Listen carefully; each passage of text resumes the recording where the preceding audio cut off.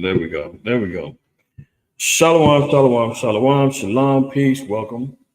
Shabbat shalom to the brothers and sisters that's online. Welcome to another episode of DSTM. Oh, let me turn that down. Now I can hear myself now. All praise. Uh, Shalom to everybody that's tuning in right now, and patiently waited for me to get started. Hopefully, everybody's doing well this evening. Made it through 6 days of labor, entering into our rest. All praise to the Most High for that. Who's in the house? Karatazak. He's in the house. Shalom to you. The house of Byron. Shalom to y'all. Ashar. Shalom to you. Shalak. Shalom. The house of Bayan. Shalom to y'all. Kohath. Shalom to you. Brother Ron in the house. Shalom. Shalom. Shabbat shalom to Sister Barb. Welcome, welcome, welcome. Good to see all of y'all and everybody else is going to be tuning in. Shabbat shalom to everybody. We're going to go ahead and get right on task and right on target. As y'all can see, the word is out right now. They're talking about, hold on one second.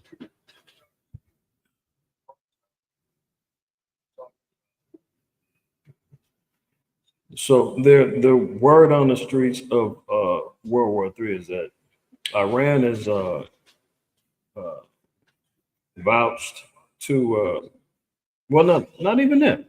The intelligence that's coming from America and that's coming from Israel, they're saying that within 48 hours, they expect a retaliatory strike coming from Iran into Israel, based upon Israel bombing the Iranian embassy over there in Damascus a couple of weeks ago. So we know that Ramadan just ended. What was it? Wednesday? Ramadan ended Wednesday. So we know that a strike wasn't going to happen. Last DSTM last weekend, they were saying, oh, it's going to come within a matter of days. Same story was last weekend. Oh, within 48 hours. And that was on a Thursday. Saturday passes. They rearranged the story. They said, well, within a week. The week is ended. Now they're back to 48 hours. So who knows? Most are speculatory, saying that because of Ramadan is the reason why there was no strike, which we know is a holy month of Ramadan. For those that are into for the heathen, they can have Islam. But for our people who got involved with Ramadan, which is a story we'll cover later, and this is why the Most High told us, just as a precautionary warning, not to learn the ways of the heathen, not to go after these other idolatrous customs. They had an ending of the Ramadan fast, I think it was Wednesday over in Philly. Massive shootout went down. 5 people get shot. Something else went down. We're going to cover that in a little bit. But, now that we see that Ramadan is over with, all expectations is that a retaliatory strike from Iran is going to happen. So we're going to see. We're going to see. Monitoring it closely. And, if that goes down, all bets is off. All bets are off as it pertains to this war, or the incumbent World War III, we could call it. It's going to have high impacts. That's why you see what's going on with the economy. The markets are crashing. Gas is up. Precious metals, those things are up.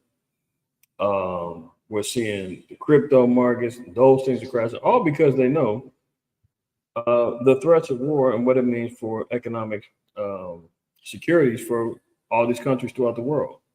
So the markets are preparing, the nations are preparing. It's just a matter of time. So we got that and a lot more to get to today. But let's start off in the scriptures as usual. Let me share my screen.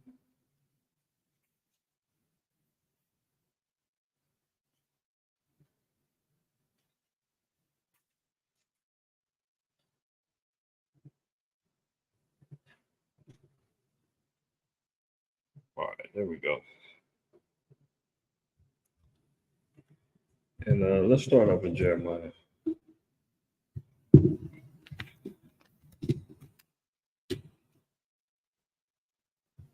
Jeremiah 25. And I want to start it.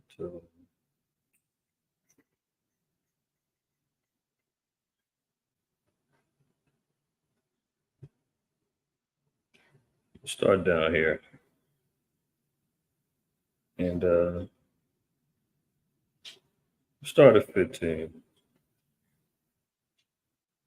Actually, cold book because Jeremiah in Jeremiah 25, he's pronouncing judgment from the Most High against all the nations, right? So 25, and let's look at 13. We'll read down. So it says, "And I will bring upon that land all my words which I have pronounced against it, even all that is written in this book, which Jeremiah hath prophesied against all the nations. For many nations and great kings shall serve themselves of them also, and I will recompense them according to their deeds and according to the works of their own hands."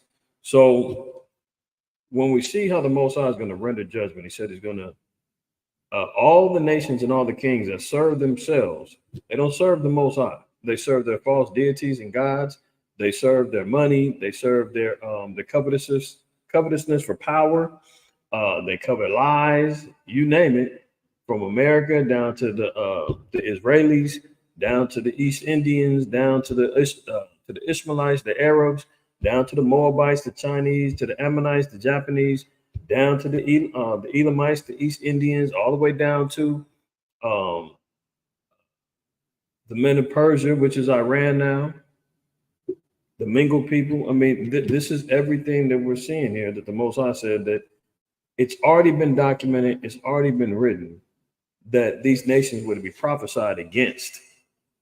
And then it says, "For many nations and great kings shall serve themselves also, and the Most High," he says, "and I will recompense them according to their deeds."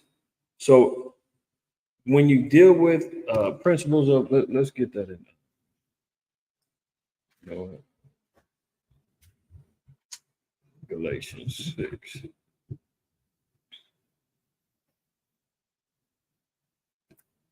Galatians 6.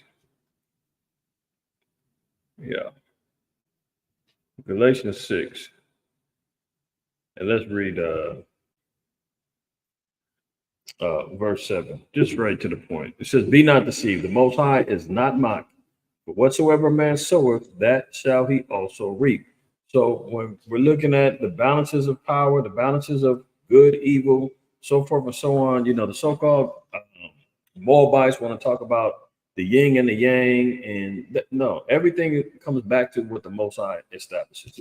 If you sow righteousness, well, we'll read it in the next verse. But the Most High told us in Jeremiah 25, he said he's going to recompense them based upon their works. So anything that's judgment based, anything that the Most High laid out, is all going to be because of the things that they've already incurred to bring judgment upon themselves. So when you're seeing that the GMO small hats, why are they into it? Because of all the things that they did to us. The Most High said that he's got beef and indignation with Amalek forever. So they're never getting away for not letting us have safe passage after we left out of Egypt, for them constantly being thorns in our sides, rising up against us during the times of Saul, during the times of David. They've constantly been at odds with us. Moab, Ammon, just read all the judges. Judges tell you all the damn nations we've been in captivity under. You understand what I'm saying? All of them have reaped off of the benefits of us, all the way down to the stinking Hamites, the true ones. We know our people is over there in West Africa and Central Africa and Sub-Sahara. So I'm not talking about anybody that comes from Africa, right?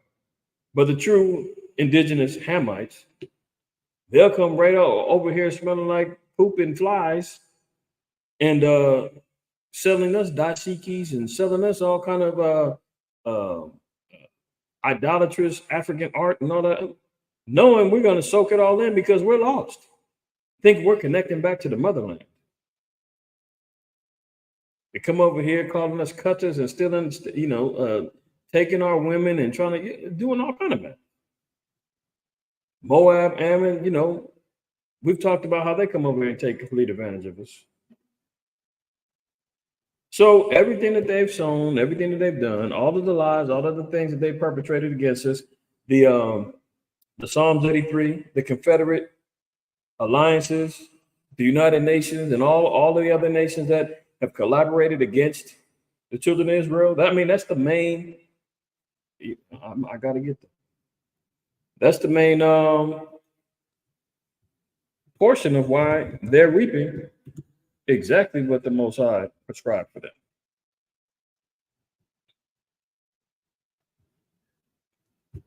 Psalms 83, and then we'll go back to Galatians in a second. Psalms 83, verse 1 down. It says, keep not thou all silence, O Yahweh. Hold not thy peace, and be not still, O Yahweh. So Asaph, one of the musicians, the priestly musicians, begged and pleaded to the Most High not to stay silent, to have vengeance on these heathens, to awaken and to bear judgment on them. Our ancestors wasn't sitting back praying for peace. Our ancestors wasn't talking about give them a break. Our ancestors wasn't talking about, oh, there's some good ones. Hell no, they wasn't talking about that. They was like, Yahweh, don't hold your peace. Don't be still. Get them. Get these damn heathen up off of our back. Boots on our neck, whips to the back, spiritually and mentally. We read last week in Wisdom of Solomon 5 where they account our lives as madness and our deaths to be without honor. They preyed on our ignorance. They robbed and stole and pillaged and gentrified and did everything they could to get rid of our people. And our priest was praying and writing songs, begging the Most High not to be silent and don't hold peace. Render judgment, bring forth war, make them drink the cup of his fury. You dig what I'm saying? That's where our mind frames got to be. As we're repenting and we're getting our minds right, the downfall of our enemies has to be next move. Continuing on, it says, for lo, thine enemies, hello? It's not we are the world. Asaph is saying our enemies are the same enemy, our enemies are the Most High, the enemies of our power. For lo, thine enemies make a tumult, and they that hate thee have lifted up the head. They have taken crafty counsel against thy people and consulted against thy hidden ones. They have said, come, let us cut them off from being a nation, that the name of Israel may be no more in remembrance. You've got all different nations that's riding around here on the Christian idolatrous broomstick of witchcraft and folly. You got Asian Christian apologists talking about they're against the Israelites. Africans, so-called blacks is out there. I mean, of course, the so-called white man is out there. They're all trying to dictate, especially the so-called white man, trying to dictate to us our reality. You saw how many of them heathens came out the woodworks in defiance of the archaeology and the artwork that Putin, quote unquote, revealed. Even though he didn't reveal it, it's been known. We've seen it. We've examined it. We've been publishing it in our communities for decades.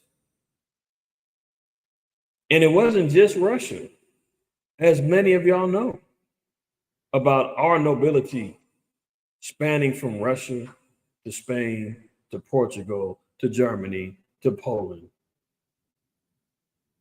you know, Great Britain. The list goes on and on. Norway. I mean, we were all over the place.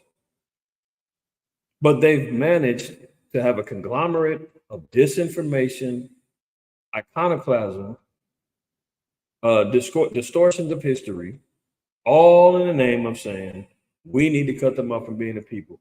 Let's change their nationality every for the so-called Negroes, man.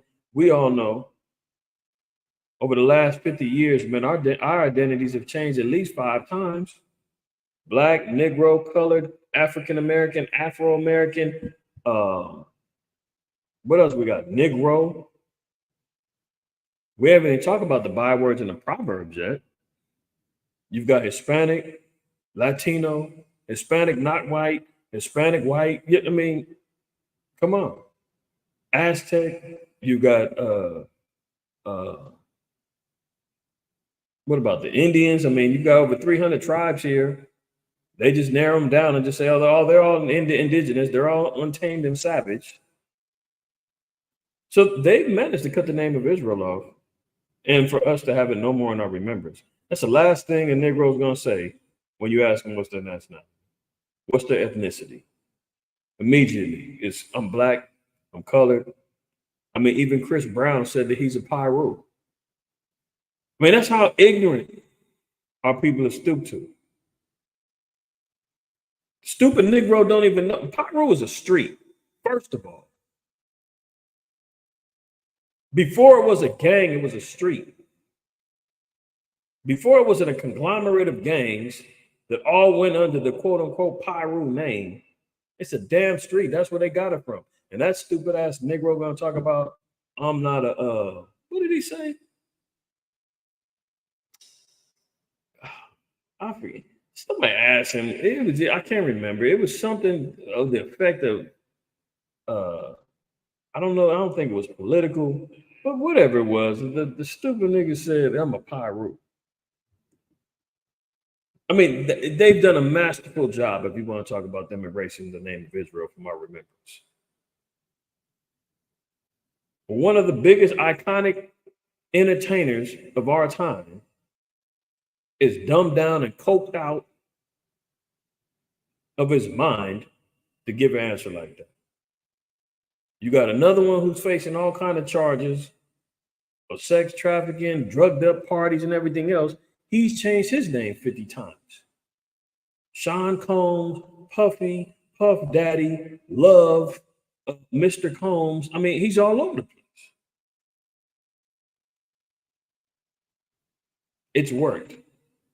Continuing. For they have consulted together with one consent. They are confederate against us. So they came on one accord, one mission, and that was to cut us off, to be confederate against us, to be our enemies here in this plane known as Earth. Verse 6, the tabernacles of Edom and the Ishmaelites of Moab and the Hagarenes, Gebal, Ammon, and Amalek, the Philistines with the inhabitants of Tyre. All right. I mean, we understand that's the conglomerate that came up against us, right? This is what they're reaping. Let's go back over here to Galatians. Shabbat Shalom, Nam Awana fam. Good to see y'all. All praises. All praises. Y'all on. Uziel, Malachi, Shalom to y'all. Come on in. Oops. Make sure your feet get wiped. Y'all know the rules. All right. Let's get back over here. King Azriel, Shabbat Shalom. Shabbat Shalom. Jumping back over here, Galatians, right? 6 and 7. Be not deceived. The Most High is not mocked, but whatsoever man soweth, that shall he also reap. For he that soweth to his flesh shall of the flesh reap corruption.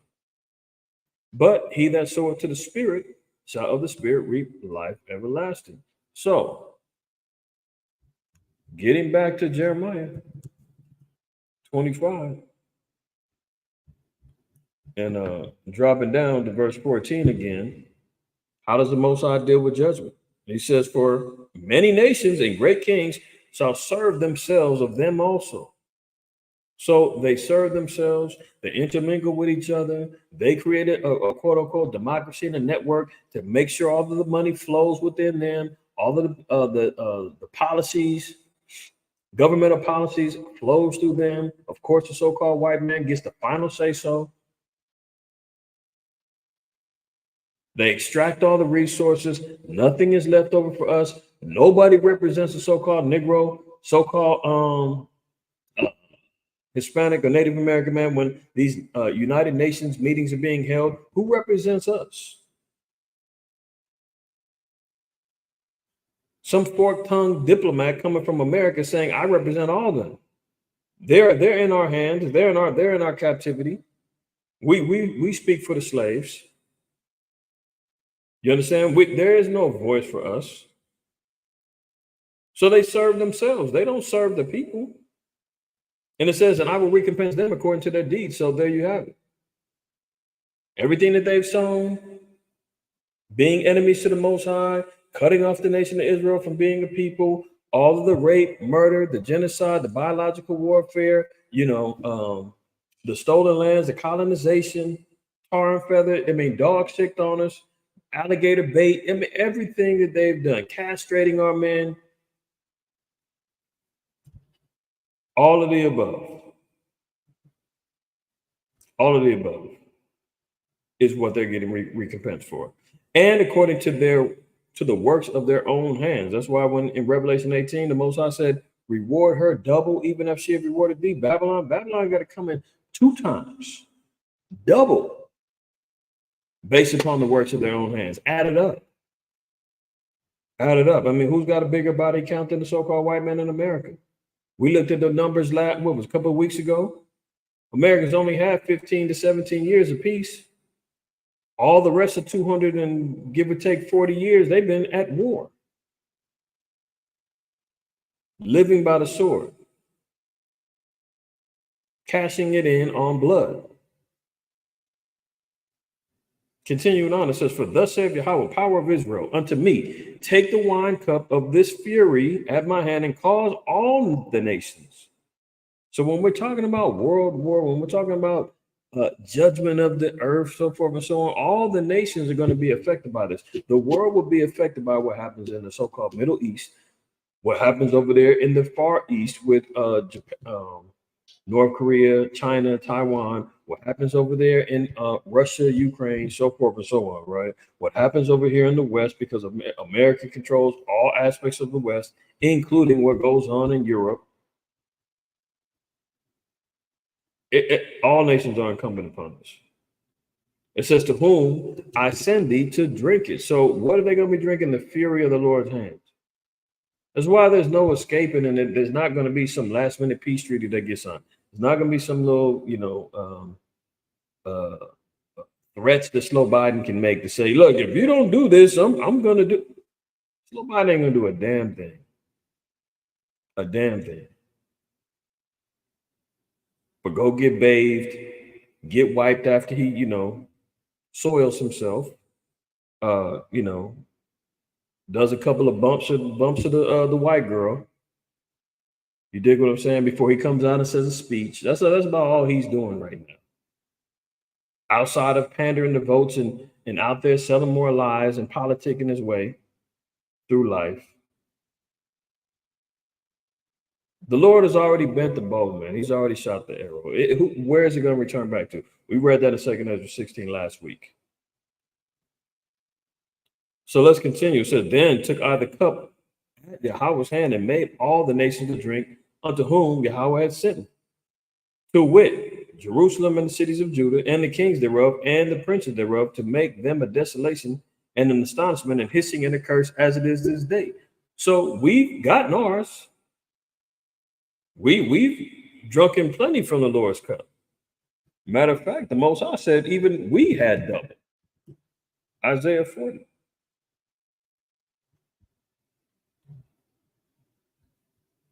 We got ours. It's only fair they get theirs, right? Isaiah 41:2. It says, comfort ye my people, saith Yahweh. And that's one thing that we have to be mindful of as teachers and watchmen of the Lord is remember how we deal with our people, man. Give them a shot. Don't jump down their throats. Don't look to cut. As much as, we're so tempted to go viral because of the ways of the internet and the matrix leaves everybody waiting with bated breath for what are they going to say next? How you're looking for the clickbait titles or the street teaching videos about such and such silly Christian gets his head chopped off and that. Remember what the Most High still told us, though. If you're going to cut, make sure you heal. But if you heal them and you're giving them the kind words of comfort and understanding, and they come rebellious, hard-head, stiff-necked, then that's when you get to Isaiah 33 and where the Most High was it? Isaiah, it's like Ezekiel. I think it's in the 3rd chapter where he said that, you've got to meet them head to head. They got the hard, stiff neck head, and the Most High said, even though their head's as hard as stone, I'm gonna make your head just as hard as an anvil. Paraphrasing. And he said, you're going to have to butt heads with them. Some of them you're going to have to save through the fire, meaning you're going to have to burn them. You're going to have to really tear their butts up through the word. And that's in Jude. But overall, give Israel a shot. Give them a chance. Speak ye comfortably to Jerusalem and cry unto her that her warfare is accomplished. See, we've drunk in the fury of the wrath of the Most High. 2/3 of our people are going to love us so much, man, they can't get away from the bar. The bar of the wrath of the Most High, man. They keep saying, give me another. Give me another. Falling off of their, their drunken stupor. And they just won't stop. That's why the Most High said, man, his people is drunken, but not with wine. Groping around in darkness. Where's that at? In Isaiah 29. I'm gonna get that in a second. But look, it says, but and cry unto her that her warfare is accomplished, that her iniquity is pardoned, for she have received of the Lord's hand double for all her sins. So see, we got ours double. You understand? But for our people, they love to be getting drunk, man. See this? Isaiah 29:9. It says, stay yourselves and wonder ye, cry out and cry. They are drunken, but not with wine. They stagger, but not with strong drink. For Yahweh hath poured out upon you the spirit of deep sleep and have closed your eyes. The prophets and your rulers, the seers, hath he covered. And the vision of all is become unto you as the words of a book that is sealed, which men deliver to one that is learned, saying, read this, I pray thee. And he said, I cannot read the seal. That's when the Most High closed the book of understanding. We had to go over 350 years without the knowledge of self before the seal was broken. But 2/3 of our people are going to say, no, put me back to sleep. Like the rumored death of Michael Jackson. Because of his lifestyle and how he was so all over the place and constantly on the move, on the go, having to be awake, creating and doing shows and being out in the public and everything else, he constantly had insomnia. So he was doing drugs to go to sleep. And that guy, Dr. Randolph, or whatever his name was, got indicted for making him OD on damn near lightweight anesthesia. But that's how our people are, man. 2/3 of our people is caught up with, the damn IVs in their arms of sleep. They ain't gonna want to wake up. That's why the Most High told us in Isaiah 58:1 to cry aloud, spare not, lift up thy voice like a trumpet. I mean, you have to sound the alarm to wake our people up. You have to, what the military says, shock and awe. That's why sometimes you gotta wake our people up, and you gotta do some things to stun them. You give them comfort at first, man, but if they become hard-headed, man, Most I said, man, show my people their transgressions, man, in the house of Jacob their sins. Cry aloud. But the lazy Negro are gonna be turning off the alarm. Y'all know how that goes.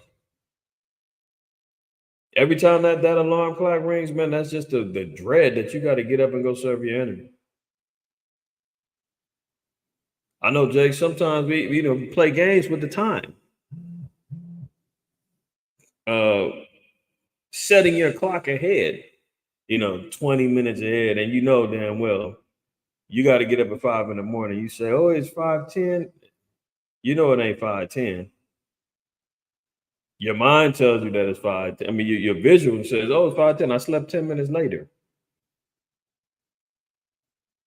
Just so that you don't be late and stuff like that. Hitting the alarm clock, going snoozing. No, we can't snooze no more. We got to wake up. Getting back over here to Jeremiah, right? So the Most High said that Israel, we got ours. As it is this day. Pharaoh, king of Egypt, and his servants and his princes and all his people. It's twofold. Ancient Egypt, what they looking like now? Dust bowls right now. You got the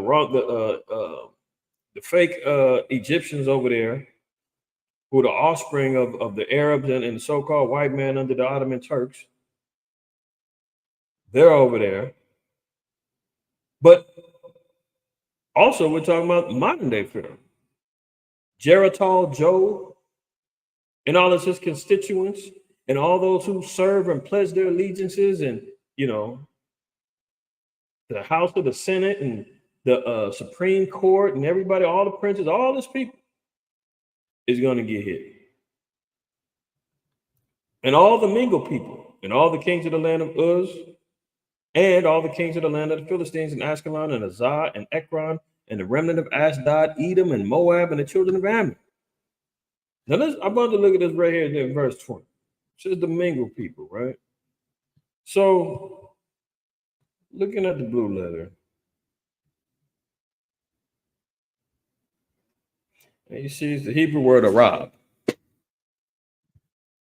And it said these are the people who are mixed or interwoven, and we know that there's no such thing as a mixed person, right? But it's talking about the mixture of people, different tribes that dwell in these particular lands, right? So look here, it says Arabia, the mingled people, a mixed multitude, right? Now, if we're looking at all the players in the game, and that said the land of Uz, right? As we see here, land of Uz would be south of Syria, you know, in this area right here. To the east would be Iran, right? Below them would be Arabia. So this when you're talking about the mingled people, look at the ancient people who were in these lands. And these are all the players of the game in the spirit of war. What's going on right now? Moab and Ammon. You got China and Japan is alive and well. Of course, the king of the damn dragon and the heathen, the Edom, they're in the mix. The Sabians of these would be like the Arabs. They're down here. The Ishmaelites, the home of the Ishmaelites. Aram, this is Syria. Right over here would be Iraq. Let's look at a different map. See here, you see. And it says that Arabia, this is the land of all the mingle people. This is why, because we see all these different nations and tribes all dwelling in the same area. Right? You see over here, Iran, that's how you know. When you read about Persia, the Persians and the Medes, they're talking about the modern day Iranians. All right. So, yeah, you see Syria, neighboring to Iraq. Okay. So this is the lands that's all going to be judged. This is what we're seeing immediately right now. Let's revisit real quick 2nd 16. I'm just going to read a little bit of that, and we're going to get right back to it. 16. Now here you see, woe be unto thee, Babylon. So even if you're looking at an old map, you can see old ancient Babylon would have been down here, right? But really, we're talking about modern Babylon right now. This is what the prophecy is understanding. Talking about America, Asia. So even when you're talking about Asia, as per usual, this everything to the east, from Iran all the way over and up, is the east. So you see ancient Near East. You got the Near East, you got the Far East. This is all part of Arabia. Asia. Going further to your right. China, Japan, North and South Korea, Taiwan, Ukraine, Russia, Armenia, all those are considered areas of Asia. Asia Minor, you understand? Literally and figuratively, these are the players in the game. All over the earth, from the West and the country, the North country, being America, in the East, right? You got Egypt, and you got Syria in the so-called Middle East, and you got Egypt representing Africa. So everything is pretty much covered when we're talking about how this destruction is going to be happening and the major players that's going to be inputted in this destruction. Right now, in particular, we're seeing Syria, we're seeing Asia, we're seeing Babylon, all in the mix. All in the mix. Okay. Gird up yourselves with cloths of sack and hair, bewail your children, and be sorry, for your destruction is at hand. A sword is sent upon you. Who may turn it back? There's no turning back on this. So prepare, as they say. Job 38. Shalaki. Not Job 38. What was I trying to go to? Second Ezra. Stay in second Ezra. Let's go to 9. So what we're going to see here is one of the things that the Lord told us to watch for. Right? This is a powerful chapter, and that's why we read it a lot. You know, repetition is the best way that you're going to remember your precepts, remember the understandings that come behind it. Take your notes, make sure you're going back over them, because the more you go over them, the more you're going to be able to see these scriptures coming to pass and playing out right in front of you like a movie. And then it resonates even more, and then even more the fear of the Most High comes on you. You're like, oh snap, I'm reading this, I read it, I remember, I see it. It's going down. Verse 1. He answered me then and said, measure thou the time diligently in itself, and when thou seest part of the signs past, which I have told thee before, then thou shalt understand that it is the very same time wherein the highest will begin to visit the world which he made. So what are we ultimately talking about? Is the Most High visiting the earth, second coming of Mashiach Yahweh to deliver the children of Israel in the glory that's deserving of him, and for those of the elect that receive the kingdom of heaven. Verse 3, therefore, when there shall be seen earthquakes and uproars of the people in the world, then thou shalt well understand that the Most High spake of those things from the days that were before thee, even from the beginning. So we're talking about prophecy. Earthquakes, uproars of the people, that goes without saying. We don't even have to elaborate on them things. Stevie Wonder could see it. Ray Charles just reached out of the grave and said, I see it too. All right? Everybody should be able to see that, unless your eyes is closed because you drank too much lean. You dig what I'm saying? I mean, that's the only way. Let's drop down. And I want to get right to verse 20. It says, so I considered the world, and behold, there was peril because of the devices that would come into it. So when we're talking about these particular devices, I mean, what are we talking about? Nuclear war, warheads and bombs, drones, surveillance equipment, drugs, paraphernalia. These are all things that we're understanding. These are all devices that were sent into the world. AI, deep fakes. These are all things that the Most High is saying. These devices come in the world and they're causing peril, despair, desperation, anxiety, depression. Didn't we read about that last week? It said, why are so many Americans depressed? Over 70% of Americans are on some sort of prescription drug. They're running around like chickens with their heads cut off, talking about a mental health crisis. The perils is here. And we're seeing many of these devices that came in and caused a lot of problems. But that's why the Most High said that he's going to render their recompense based upon their own works. So everything that they've created, everything that they've made to control and to seduce and to destroy, the Most High said, I'm using all of them things against you. Want to know how it's going to get done? That's how it's going to get done. Now let's get to this. Let's get to some of these articles. Let's get to some of these articles. All right. So look at this here. Caught slow Biden, Geritol Joe in another lie. Watch this. Biden turns on Netanyahu. Turns on him, right? Not that didn't he say last week? We ain't gonna be able to help you no more. And then what? He doubled back and said, oh, well, we're gonna sell you $18 billion worth of F-16s, and we got more a budget for more ammo on the way, more bombs is on the way. Don't trip. After he publicly went out there talking about how sad he was about the kitchen aid workers that got killed in the convoy by indiscriminate bombing by the GMO smallheads.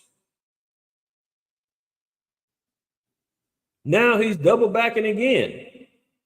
Fork tongue, lying heathen. Look at it. Biden turns on Netanyahu, declares Israel Gaza policy a mistake, calls for an immediate ceasefire, and says there is no excuse not to allow more aid, and strongest condemnation yet. So here he is bumping his lips, them two little slits in his face that they call lips. He's talking about there's no excuse, and oh, the Gaza policy is a mistake. Well, 4 months ago, they could do no wrong. You were standing in solidarity with Israel. They had the right to defend themselves. Everything was great. I mean, if this dude isn't a damn politician, the epitome of a politician, disgusting. I mean, he's worse. There are better actors on TV when you watch these political movies like House of Cards and all them other movies. What was the name of the other one with the newspapers controlling the politics and all of that? Secession on HBO or Max, whatever they're calling it now. Joe Biden is a worse actor than them, man. Because he needs votes, he understands that he's losing many of the quote unquote minority vote because of this war that's going on.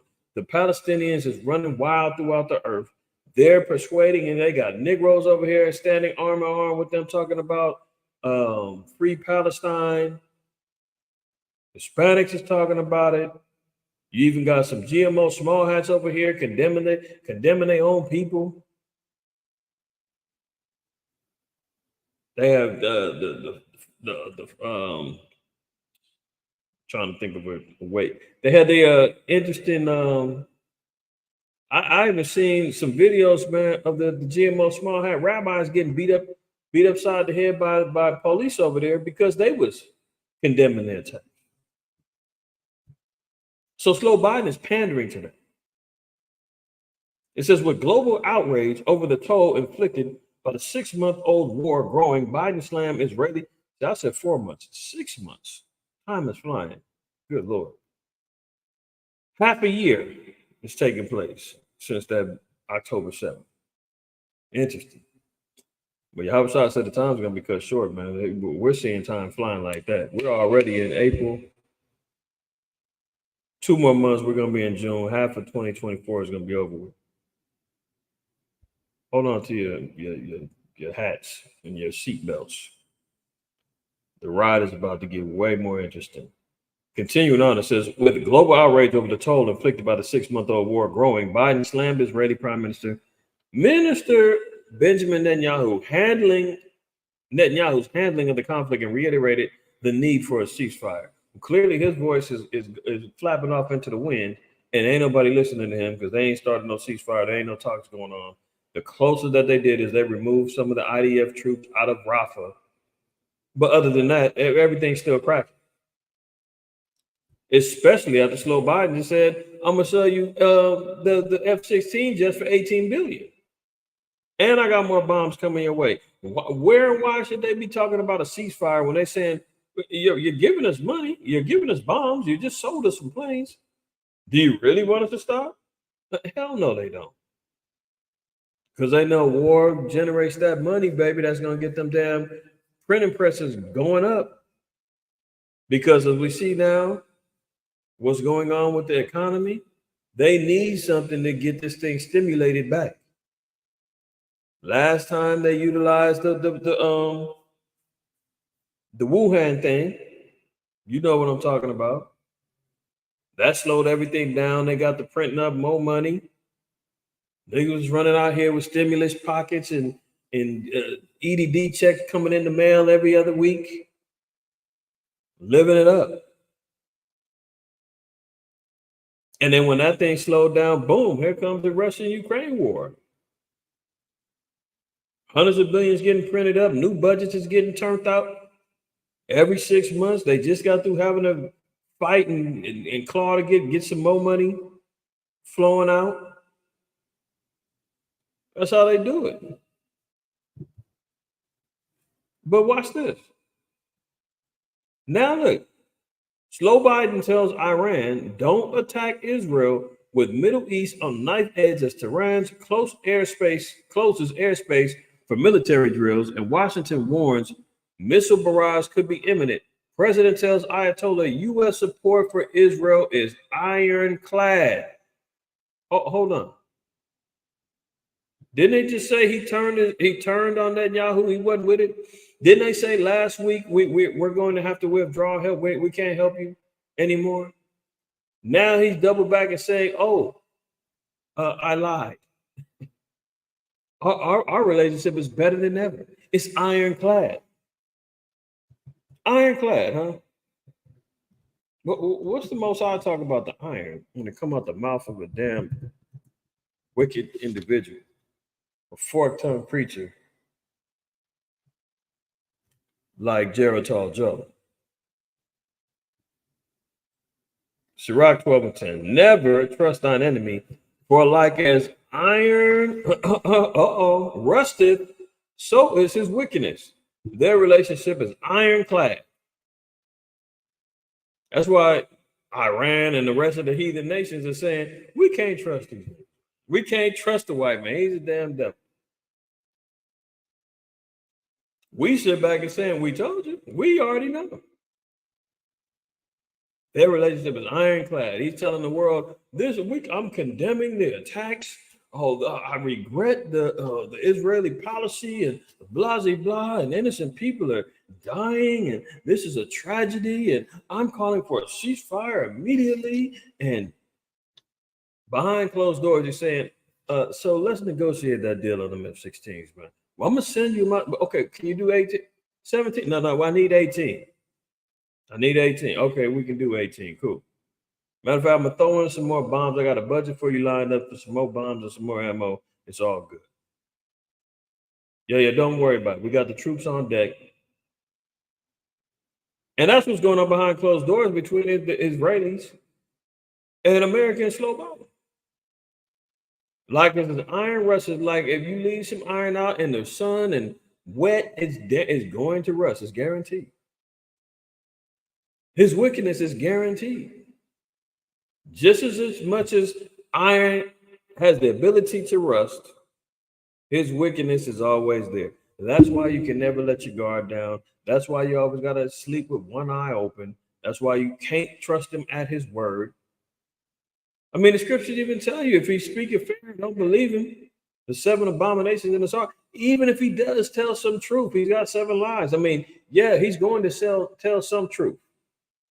Gotta admit it. He will say some truth. Isaiah 64 says his own tongue is going to fall upon him. So he's going to admit some things that are true. A lot of the information, a lot of the truth that we get, be it from history books, be it from archaeological findings, be it from the cartographers and the maps that get made, they're doing this stuff. They're putting out this information. It's up for us to go out there and research and get it. That's why the Most High said that it's the glory of the Most High to conceal a thing, but it's the honor of kings to search out a matter. He said, man, I'm gonna make the so-called white man help you.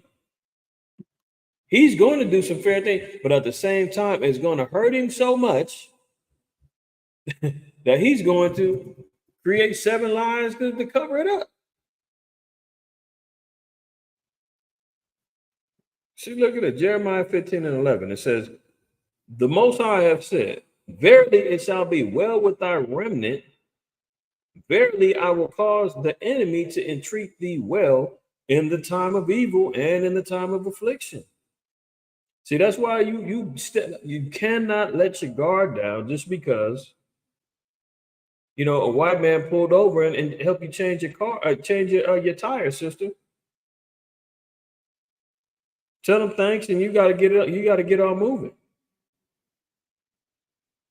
You don't want to. You don't need his name. You don't need his phone number. You don't need him to follow you home to make sure you get home all right.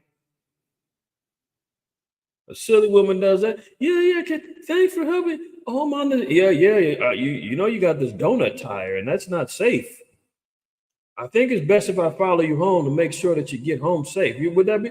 Oh, that's so nice of you. Oh, and in your mind, you thinking, them damn Israelites talking about white man, and this white man came went all out this way to change my tire and follow me home. Follow you home, and then next thing you know, 3 days later, he's knocking on your door, and you saying, "What are you doing here?" And he busts in and rapes you, or even kills you. Hey, he did one good thing, but guess what? There's 7 abominations in his heart. That's just an example. But the Most High says, well, look, he's going to make them do well to us in the times of evil and in the times of our affliction. When you go to a restaurant and mess up your order, and Karen is taking your order, and something got messed up, and she says, "Here, I'm going to take that off your bill. Don't worry." The manager said the meal is on him. See, that was a good white woman, man. That Negroes over there talking about it. No, that's the Lord. We're trying to make it seem like there's a escape route for them to escape the judgment or whatever. You go, no. Let's just realize what the Most High said. He's going to do it. All right. So even when you're hearing Slow Biden talking about, oh, we're ironclad, well, you're just acknowledging your wickedness. Clearly, he just got busted in more lies. Reading on it says, though he humble himself and go crouching, you see him walking around eating ice cream and falling down the stairs and falling off of bikes and making everybody feel bad for him if they ain't laughing at him. Getting lost on stage, fumbling words, can't remember who's in the crowd, who's not in the crowd. Oh, I just feel so bad, but he's just a poor old man. Man, that dude is being controlled by some of the most wickedest individuals on earth, and he is in coercion with their evils, and complicit to anything that's wrong. He's gonna humble himself, go crouching because he needs them votes. Yet take good heed and beware of him, and thou shalt be unto him as if thou hadst wiped a looking glass, and thou shalt know that his rust have not been altogether wiped away. It's gonna be clear as day. Right that way, and you look and you say, man, I can see right through this cat, man. Look, his wickedness ain't gone away, man. You think because Slow Biden, man, sat down with the brother and his 2 sons and had fried chicken, treated him to fried chicken, that he's a good old Slow Biden is back. The next 4 years, he's really gonna make him not American great. What was his slogan? Oh, Build Back Better. Yeah, you think he's so concerned about your student loans and we're gonna get this inflation under wraps, and yeah, I'm gonna get the border back under control. And I mean, come on. Verse 12 will let you know, set him not by thee, lest when he hath overthrown thee, because his ultimate goal is, I'm going to take advantage, I'm going to overthrow, I'm going to take advantage, I'm going to use white privilege, I'm going to let you get caught and get busted doing the same dirt that he's doing and get a lighter sentence. Don't do nothing with him. Lest when he have overthrown thee, he stand up in thy place, neither let him sit at thy right hand. So who's standing up in our place right now? Who's proclaiming themselves to be us? Who's proclaiming them to be our savior? I just watched some of the I don't know if anybody's seen the Testament on Netflix. They're doing a story of Moses. Shockingly, they have Jethro and his daughters being Jakes. But the rest of the movie, of course, there ain't another blackface inside outside of Jethro and his peoples that I've seen. I only watched the first episode. I ain't watched the rest. The Egyptians looking like, transformers, eyeliner and the whole nine. But I mean, that's how they was getting down back then. But of course, they looking like Edomites. I mean, should I have been surprised with what's going on? But you see what happens. We get overthrown. He stands up in our place. Neither let him sit at thy right hand, lest he seek to take thy seat. And thou at thy last remember, and be pricked therewith.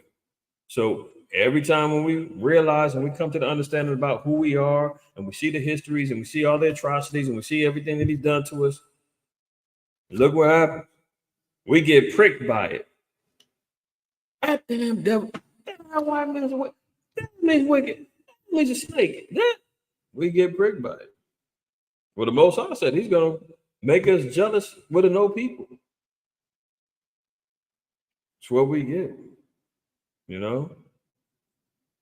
But let's get back over here. So Slow Biden caught another lie. He says that their relationship with Israel is ironclad, as he's threatening Iran, don't attack Israel. Right? So the Iranians got any reason to respect what the Iranians are saying? I mean, the Americans saying, Slow Biden is saying? He just clearly said their relationship is ironclad. So anything he says from here on out, y'all just watch. If he comes out, I'm condemning Israel and their attacks. I'm condemning what they're going to. He's lying. He's already said, ironclad, we're locked in. We're moving in lockstep together. I got their back all the way to the end. In the crosshairs, Israel preparing to strike Iranian nuclear facilities amid tense wait for a revenge attack and soaring World War III fears. So, Israel is trying to step up the game.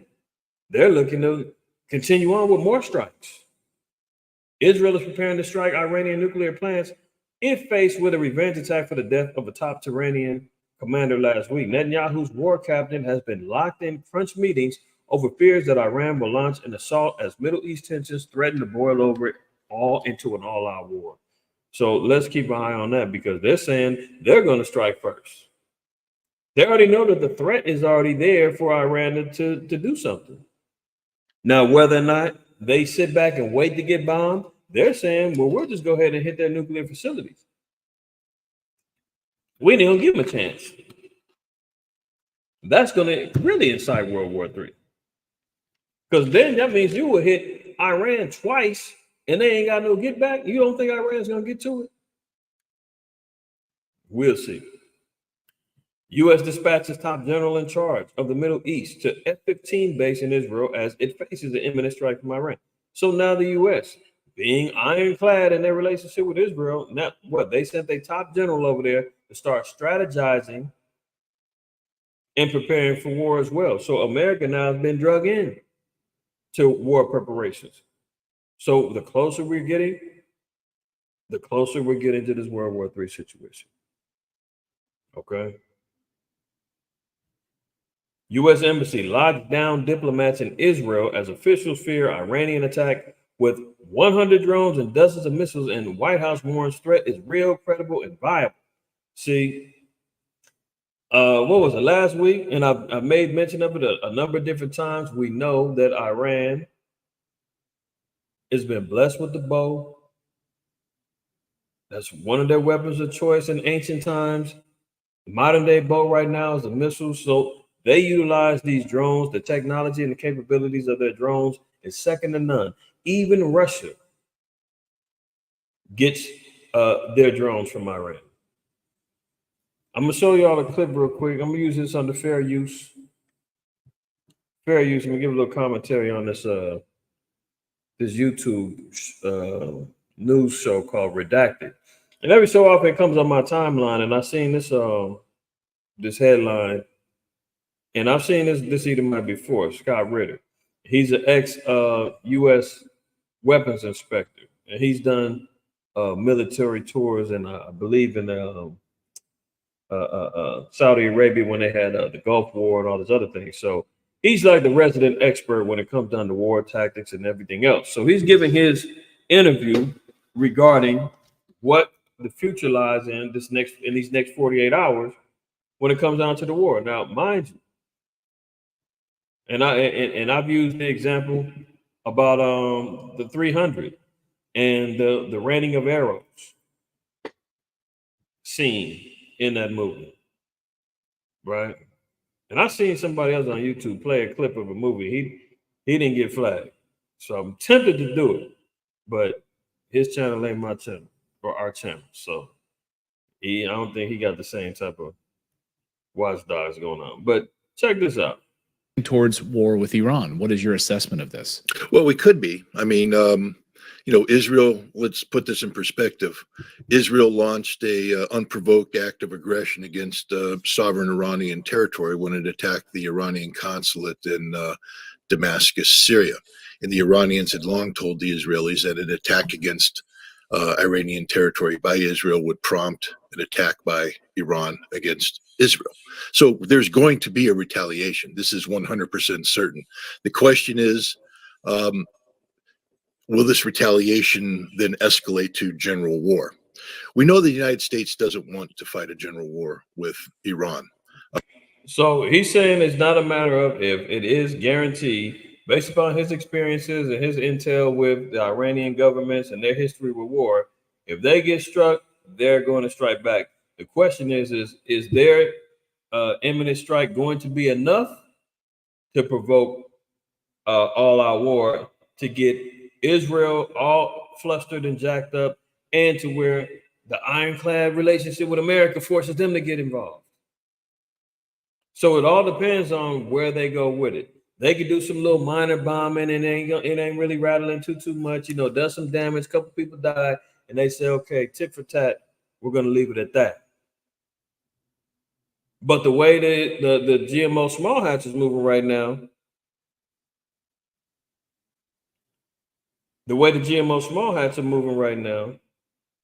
they're turning up on everything and anything. Let's go. The reason why the Obama administration signed off on the Iran nuclear deal in 2015 is that the only option we had, if we didn't capitulate on our terms regarding Iran's nuclear program, was a war that we could not win. Every president since Obama has recognized that we cannot win a war against Iran. Donald Trump learned that lesson. Oh, did you hear that? He said every president since Obama knows they can't win a war against Iran. Now, why is that important? Because guess what? Hold on.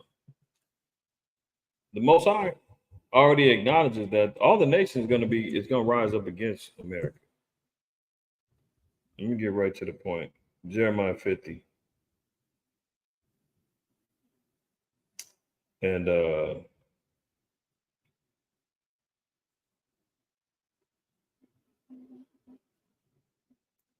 I'm trying to get right to the point. And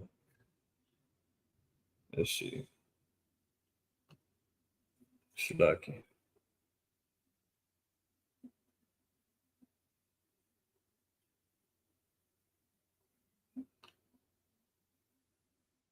I want to get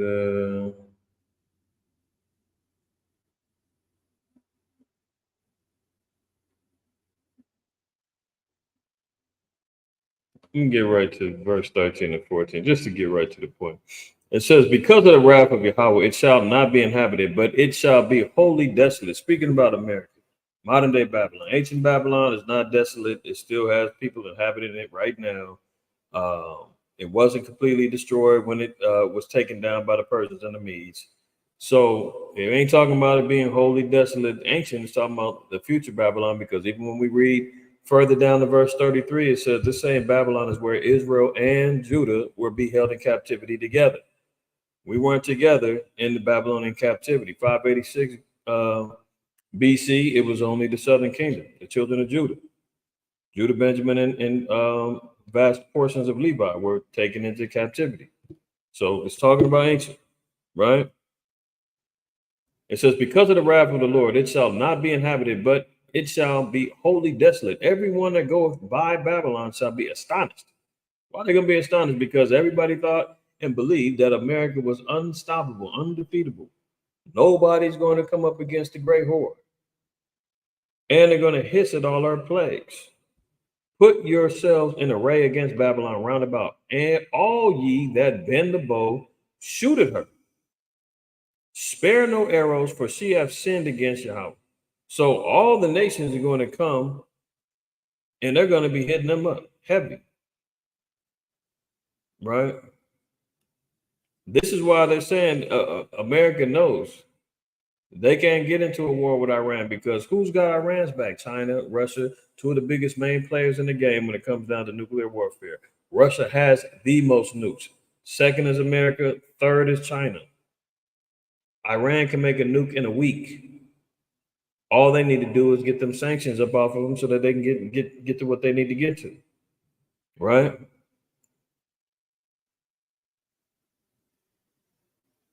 Now,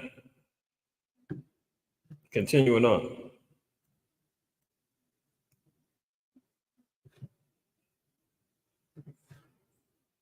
When he was talking about carrying out retaliatory actions on Iranian soil, he was told by the Pentagon that the escalation that would occur after such a strike would lead to a general war that would see American resources in the Middle East destroyed and America unable to respond effectively for many months. And even then, victory could not be assured.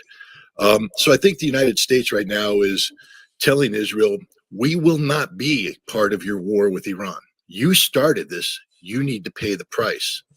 Now, you know, he's saying, that's what he's saying, that America is saying to them in the spirit, hoping that Israel will back down. But we just seen Joe Biden said their relationship is ironclad and they're going to ride with him. Iran will retaliate. And I believe the United States will then put pressure on Israel to limit what they do next. If Israel wants a general war with Iran, the danger is such. Israel will lose. Israel knows it will lose because Israel has war gamed this the past 2 years together with the United States, and it doesn't turn out well for Israel. So they run war games, simulations, and the whole nine, and they can't come out on top. That's why they need America's assistance. Which means Israel could be facing existential crisis, which means the Samson option kicks in, which means Israel will use nuclear weapons. And that's the danger we're in right now. Israel got themselves involved in something that could escalate to where Israel faces the real threat of physical destruction and therefore will use nuclear weapons. And the United States is scared to death about this. Would you take a Tesla Powerwall and brand Let me get past this real quick. new solar panels at no cost? If so, then you need. I mean, I just got chills. I mean, it's absolutely terrifying because This next part, this is really what I want to hear him say. Watch this. biggest concern, yes, is nuclear war, but it's also Americans that are in these bases all throughout the region right now, and basically sitting guinea pigs, like sitting ducks, waiting for this to happen. And the Biden administration has acknowledged this. I mean, months ago, we know the Biden administration is not going to be involved in a war. I think but under Donald Trump and now under Joe Biden, it's clear these forces have no meaningful purpose. There's no real mission. The countering ISIS mission has long been over. The presence in Syria is about harassing Bashar al-Assad. The presence in Iraq is about harassing Iran. Neither one of these further legitimate American national security objectives. And so, yes, we are sitting ducks. The good news is Iran is not going to start out by striking American forces because Iran doesn't want a war with the United States either. The bad news is if Israel retaliates against Iran, then American forces will be struck. The Fifth Fleet can go on 100% alert, but it'll be 100% destroyed. People only need to reflect on the accuracy of the Iranian missiles fired at the Al-Assad Air Base in 2020 in retaliation for the assassination of Qasem Soleimani. Did you hear what he said? All you got to do is reflect on the accuracy of the Iranian bombs that they did in 2020 when they retaliated after Trump killed that guy Al-Assad. So getting back to my point and what the scriptures is acknowledging with their weaponry, their specialty, bombs, drones, missiles, so forth and so on, he's only co-signing what was already understood. He says that they have pinpoint accuracy and there's no defense system in the world that can stop them. know that the Iranians have the capacity to hit any target they want to, and those weren't even the best missiles Iran has. And there's nothing in the Israeli arsenal or the American arsenal that can shoot these missiles down. So Israel's. Did you hear that? That's why they got those sanctions, the nuclear sanctions on Iran, restricting them from making nuclear bombs, because they know if they get a hold of them, it's a wrap. A sitting duck. The United States is a sitting duck. And Israel needs to be careful. There's a lot of talk right now in the Netanyahu government that if Iran strikes Israel, that Israel will strike Iranian nuclear targets in an effort to finish this chapter. First of all, the Iranian nuclear targets are dug in, well protected. Israel will not destroy them. But you know what's not well protected? Dimona. Did you hear that? He said, you know what's not protected is Dimona. Now, you know that there's an encampment of Israelites that live in Dimona. Let me let him play it again. Targets are dug in, well protected. Israel will not destroy them. But you know what's not well protected? Dimona. And if Israel strikes Iranian nuclear targets, it's a 100% guarantee that Dimona will be destroyed. And that could lead to a nuclear catastrophe in its own right. Dimona being the home of Israel's nuclear weapons program, the breeder reactor that produces the fissile material for Israel's nuclear weapons. Wow. When I heard that, I said, I wonder if they strategically allowed them Jakes to go live in Dimona in particular, because that's where the brainchild of all that nuclear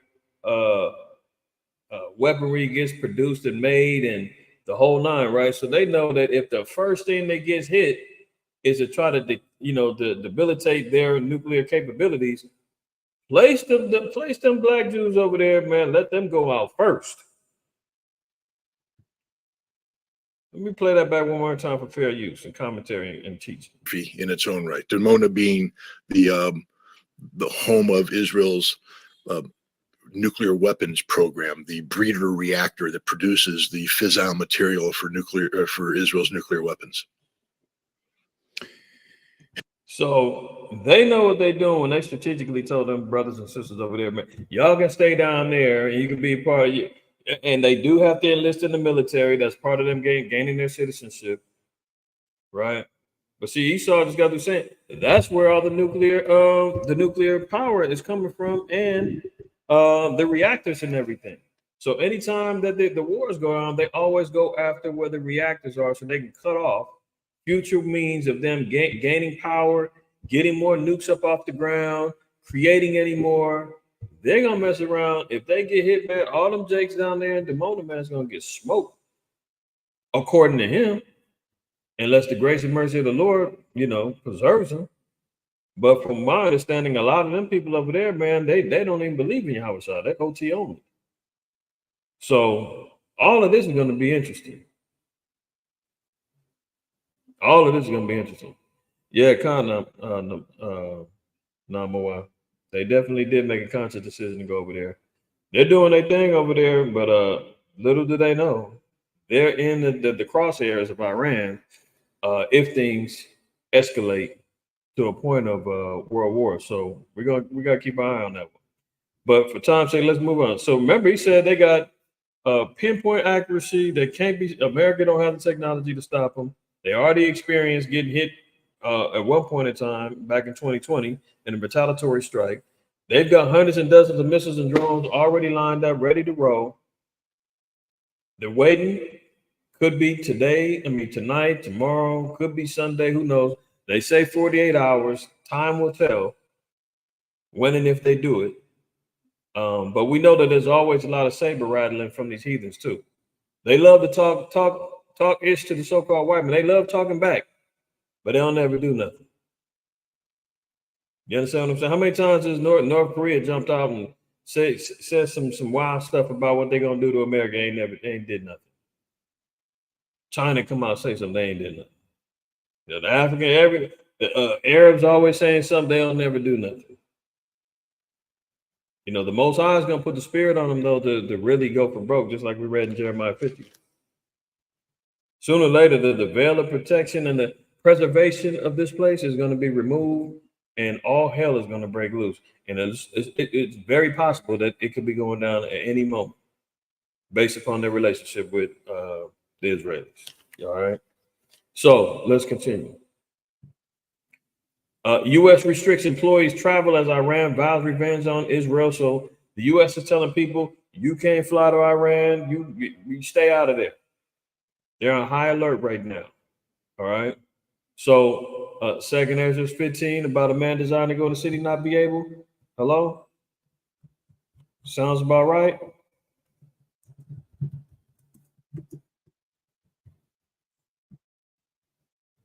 Sounds about right. Second Ezra 15:17. A man shall desire to go into a city and shall not be able. Because of their pride, the city shall be troubled, the houses shall be destroyed, and men shall be afraid. Well, we know pride goes before destruction. So what are we talking about? Imminent destruction. The pride of the nations has risen up. The embassy that got hit in Damascus, the pride made the pride of the Iranians rise up and say, we can't let you get away with that. The pride of the GMO small-hat Israelis is running around with curious circumstances on how that whole quote-unquote terrorist attack happened on October 7th, when it was supposed to be their last day of tabernacles, a Sabbath. They were supposed to be in the damn house or convening under the rules of the Shabbat, but they're out at a festival. Police take 2 hours. There's a 2-hour delay before they come in and save anybody, and all hell done broke loose. Hostages taken. They throw out all kind of scenarios about people getting, the rapes and everything else.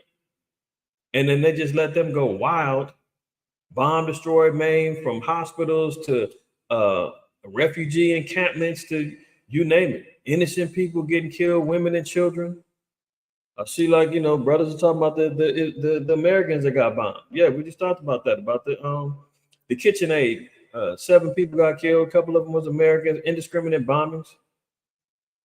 They're doing all kind of madness over there. Talking about they're trying to live by the Old Testament, saying that they're going to wipe out the whole seed of Amalek. They're calling them Amalek. They're calling the Palestinians Amalek. I mean, how ridiculous. See, talking about they were the ones that's, always after Israel. I mean, first of all, those people over there, those are implants, man. They ain't even supposed to be over there. Zephaniah 2. And let me read 4 and 5. And it should tell you, man, the Philistines, that was their land as a portion of Canaan, the sea coast, Gaza. See, Zephaniah 2, 4 and 5 says, for Gaza shall be forsaken, and Ashkelon a desolation. They shall drive out Ashdod at noonday, and Ekron shall be rooted up. Woe unto the inhabitants of the sea coast, the nation of the Cherethites. The word of Yahweh is against you, O Canaan, the land of the Philistines. So whose land was Gaza? The Philistines. I will even destroy thee, that there shall be no inhabitant. So what happened? They got drove out, and guess who creeps on in there? Ishmael and Amalek. Right? And they're claiming that that's their land. They ain't even the rightful owners of the land. It's really all ours. But even by default, before we took it from the Canaanites, they had it. So travel is being restricted. A man desiring to go into a city not being able, that's being fulfilled, right? Look at this. Russia sent a warning that nuclear war is now inevitable, with millions at risk. Now, even Russian officials are jumping out the window saying this now. Look at this. Russians have been chillingly told that nuclear war is now unavoidable and millions are set to perish. Well, haven't we been seeing them? I showed y'all articles and videos last year about them as part of their school curriculum now is nuclear preparedness. They've got gas masks in the school, bug out bags, the whole nine. But over here in America, what are they doing? They're too busy talking about gender neutral bathrooms and letting men play women's sports and vice versa, and you know, too busy covering up, trying to coerce and tell the kids that they need to go get put on gender bending drugs and hormone controlling drugs. That's what they're doing over here. Still teaching that Christopher Columbus discovered America, talking about the Indians and the Puritans had a Thanksgiving meal together, calling slaves what are they calling them now? They're calling them they're not calling them slaves no more. They're calling them migrants, I believe. When my kids was in middle school, they changed. One of my kids told me, they said, "God damn, look at it. They're not even calling black slaves no more. They're calling them migrants." Well, interestingly enough, what are they calling the people over here now that's crossing over the border? Migrants. What are they going to be used for? More slave labor to continue building up Babylon, aka ancient Egypt, aka Sodom.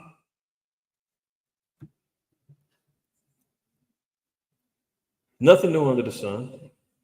Let's continue. Experts stated that nuclear conflict is certain, with Vladimir Putin poised to annihilate 250 million Europeans. This horrifying assertion was made by a professor on the state-controlled Russia One TV channel, alarming Russian viewers. Dmitry Esteev, a Russian political analyst, declared on the broadcast that Putin's deployment of nuclear arms against Europe is an inescapable reality. Well, even though he's a political analyst and he's speaking this on TV, Russia has moved their nuclear arms down into not Donetsk. What's the name of that place? Belarus. They moved their nukes down there. They've been moving them closer to the borders. That's why Poland has been reacting, and they like, hold on, they might strike. That's why NATO has been moving closer in towards them. That's why NATO is even talking about, oh, we might have to make Ukraine an immediate fast track member of NATO so that we can defend and bomb. That's why America has said, okay, we're going to allow the F-16s now to be equipped with nukes. He's not far off. These damn Russian names. Ivestifeev, in a stark message to Europeans, blamed them for ruining their own future by choosing inept politicians, asserting they had effed up the present and, quote, chosen these morons to lead you. He alleged that Russia's plan is to, quote, change the future of Europe, which he ominously defined as, quote, 200 million to 250 million dead or maimed Europeans. I mean, and that's easy work. That's just off of the Satan 2 bomb. Then they got the Moab bomb, mother of all bombs. Interestingly enough, they're using biblical names for these bombs. Satan is in the Bible. Moab is in the Bible. You dig what I'm saying? Let's move on. Russia will have 10 times more ammunition than Ukraine in weeks if Congress, look at it, if Congress doesn't approve 60 billion, more money. Y'all remember that old what was it? In Living Color? Where the two Jakes was always hustling and they was always talking about more money, more money, more money on their little skits. That's why George Bush told the Argentinian president in that movie, south of the border, war generates money. You need to get your economy back on track, go to war. That's why I would not be surprised if there is some sort of war that jumps off, because they need a way to start saving this economy. The way that the precious metals is going up is only more indicative of how bad the dollar is doing. The way that the flirtation of war is going on and how the metals are reacting and the energy crisis now, you notice gas is going back up. Remember back when the time when Ukraine and Russia first was getting down 2 years ago? California, we had gas anywhere from $7 to $9, depending on what city and county you was in. And Slow Biden was walking around, stumbling, getting on the plane, and well, what are you doing about the gas prices? And he said,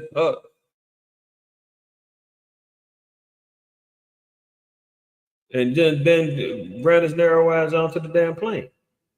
So notice when war kicks off, that gas is going right up, and we see gas prices is going up. So should we be surprised if another major war jumps off? We see all the ingredients is in the pot right now. The heat is on. It's starting to cook. It's actually starting to bubble. It's only a matter of time when it bubbles over. America needs a war. America needs to try to save this economy before it all goes to hell in the handbasket. They've got civil war on deck.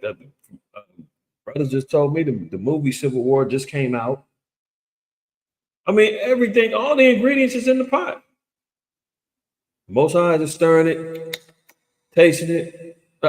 Needs a little more salt. A little more salt. Stir it up. Turn the heat up a little bit more until that might go bloop. And before you know it, man, things is lit. All right, so let's continue. So look, they're trying to get $60 more billion over to Ukraine. And they were just talking about this cat, man. Zelensky just bought like a damn $20 million mansion. Where is that at? Hold on. Let me close some of these tabs. Because we done with those. Yeah, I'm done with you too, Scott Ritter. Hold on.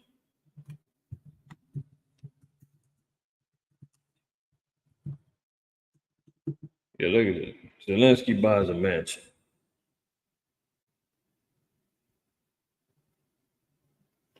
See, look at it. They always got the damn fact checks. You know, these fact checkers, man. Bill Gates owns a lot of these companies, man. I think it's Snopes. They get the damn Mockingbird media. I'm gonna just get right to the world. Let me see what their judgment is. They sure are doing a whole. See, all the way down here to say that it's false. He didn't buy it. He didn't buy it. Although Zelensky and his business partners had several offshore companies and properties, according to financial documents 2021, none of these assets are in Florida, and the Florida home that purportedly belongs to him actually belongs to a couple who bought the property more than 4 years ago. So they're saying that maybe this one in Florida isn't the one. He didn't buy this one, but he's got multiple properties all over the place. And some of this money is untraceable. So who knows? Who knows? But it's interesting. As soon as you put it in there, as soon as you put it in there, the fact check is the only thing that pops up. No other articles about him buying this multi-million-dollar thing. Maybe he did, maybe he didn't. By all accounts, they're saying he didn't. But for one thing for sure, two things for certain, he's definitely been spoiled with hundreds of billions of dollars being sent over there. And nobody's getting nothing about it. So now they say give 60 more billion. When we pretty much have seen article after article, video after video, that war is finished. Ukraine has took an L. They're just propping it up like a damn mannequin. Keeps falling down. They keep putting it back up, putting clothes back on and making it seem like it's real. It's over with. But they're trying to funnel some more money. Let's continue. NATO just scrambled after Russia launches a devastating aerial attack on Ukraine. So now NATO is already jumping the gun, getting ready to get in there and jump to the defense of Ukraine. So as soon as they get involved, well, we just read 2 weeks ago, they said that Russia and NATO are now in direct conflict. So, I mean, literally, we're already in the midst of World War III by multiple means and proxies. All right, let's continue. Look, Project Casper, inside a secret nuke bunker built under a Lux hotel to house entire U.S. Congress with 1,000 beds, cafe, and its own crematorium. So this is what the scriptures is talking about in Revelation. What's that in Revelation? Is it 9?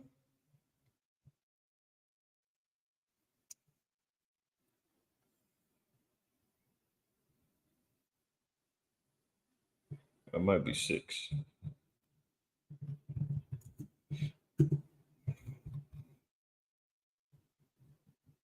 See this 6?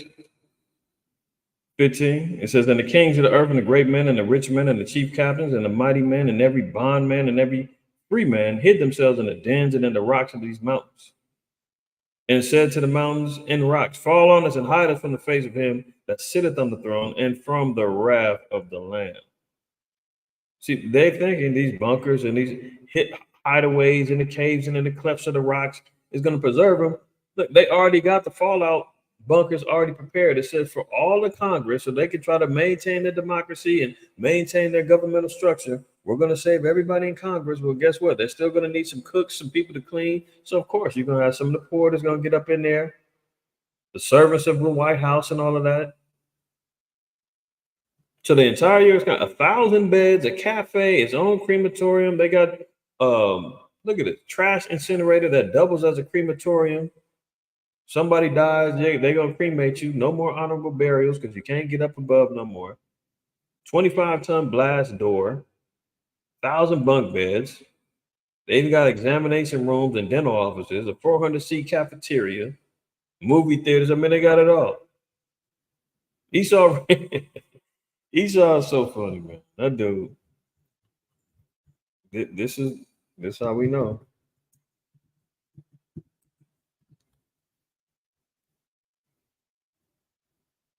49:11 of Psalms. It says their inward thought is that their houses shall continue forever. See, when they're making these so-called blast-proof or nuke-proof bunkers, they're thinking, oh, well, we're going to continue on. We can't be stopped. And they're dwelling places to all generations. They're going to think when the heat dies down, we've got 25 years worth of storable food. We've got DVDs and CDs, just in case, our electricity, we can't stream our favorite shows no more. We still got access to old shows. We'll just wait it out. We got a comfortable bed. We got doctors and nurses down here. We've got all the luxuries that we would have on top. We'll wait it out some generations, and then we'll rise back.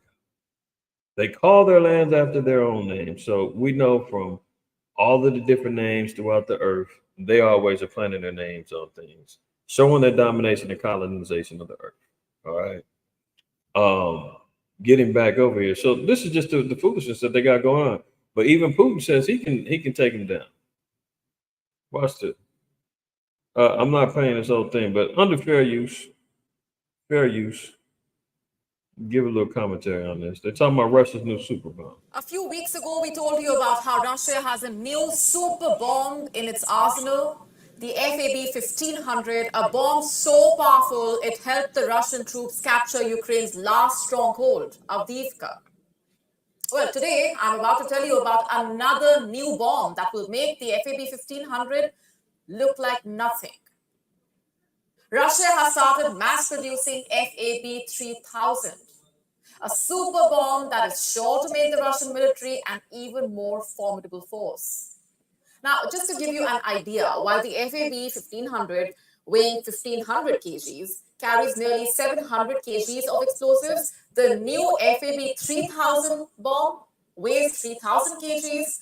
Now, the question is, why does Russia, an already powerful military, need such a big bomb? And what strategic importance does it hold for the Russian army? See, this is what we were just talking about earlier with the devices that's causing peril in the earth. If the Satan II wasn't big enough and bad enough, now he's making FAB 3000 super bomb that dwarfs the Satan II mission. This one they're saying is not bunker proof. It'll blast a bunker. It's going to do it all. And they're mass producing these things. That's Esau living by the sword, right? I thought I had an article that spoke about that, but maybe I just put the video in here.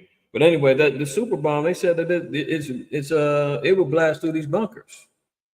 So Esau is going to, that's why the Most High said he's going to judge them. They're going to have recompense based upon the works of their own hands. So as much as they're sitting back digging in bunkers and saying this is going to save us, he's causing the spirit to come on them again to make something that's going to destroy them in that fashion. There is not going to be any excuse. There's not going to be no escape for them, right? At all.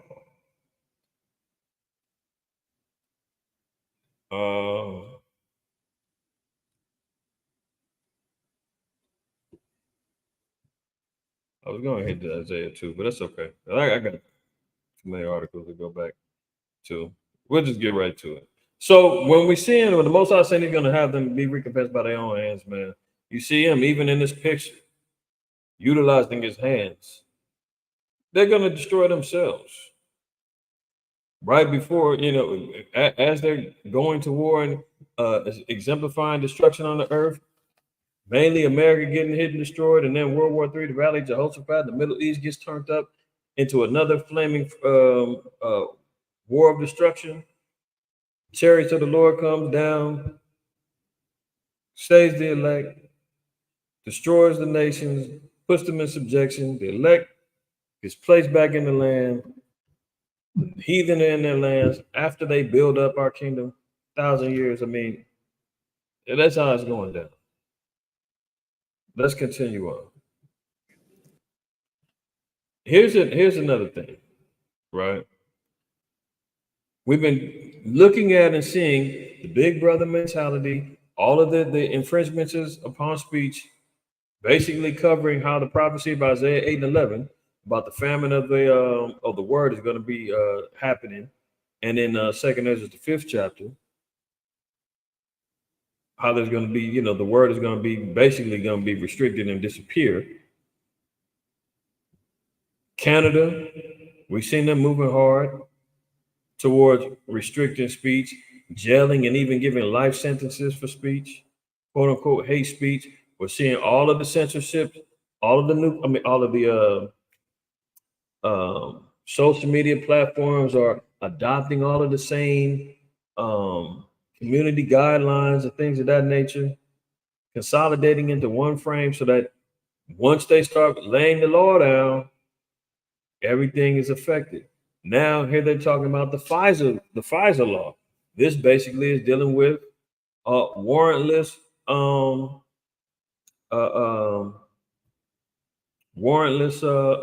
surveillance and privacy being restricted. And this all goes back to the Patriot Act from 9/11. When the quote unquote towers got hit and that terrorist attack hit, and those stinking Arabs was trying to ruin our way of life here in America, and they want to kill us all and take away our freedoms. You remember all them lines that was running by everybody? George Bush went out there and said, if you're not with us, you're with the terrorists. And then 2 months later, he was having dinner with the head of Al-Qaeda. If you're not with us, you're with the terrorists. Remember that? And then he goes and has dinner with the terrorists 2 months later. I showed y'all the article. And I'm sure y'all seen him say that. That's why we know the white man speaking forked tongue, man. He's a liar and a devil. So through the Patriot Act, FISA comes into play, and it's a spying. It basically gives the government warrantless authority to spy on quote unquote Americans if they think that you're a terrorist. If they have reason to believe you're involved in any terroristic action, activities, whatever. That's why they're sitting back, monitoring and watching everything that goes on the internet, your social media platforms, bugging and tapping the phones. They already have lined up and said, oh, you Israelites, yeah, the SPLC and the ADL and the Southern Poverty Law Center, oh, you're on their list. They're saying you guys are a hate group. Oh, the FBI says that you guys are black identity extremists. Extremists? That's close enough to a terrorist. Let's start watching and monitoring what they got going on. I mean, that's just, I'm not even gonna say hypothetical. It's real. But this is what they just renewed. Why do they want more surveillance and more spying? Why do they want to be able to be Big Brother even more? It's because they're trying to consolidate into the B system. Let's just put it that way. Okay. So the House votes to renew FISA spying tool after earlier Republican revoke. This is how you know that they operate on the same damn coin. I mean, the same birds of a feather to flock together. So when Deuteronomy, we read in the curses, Deuteronomy 28, was it 50?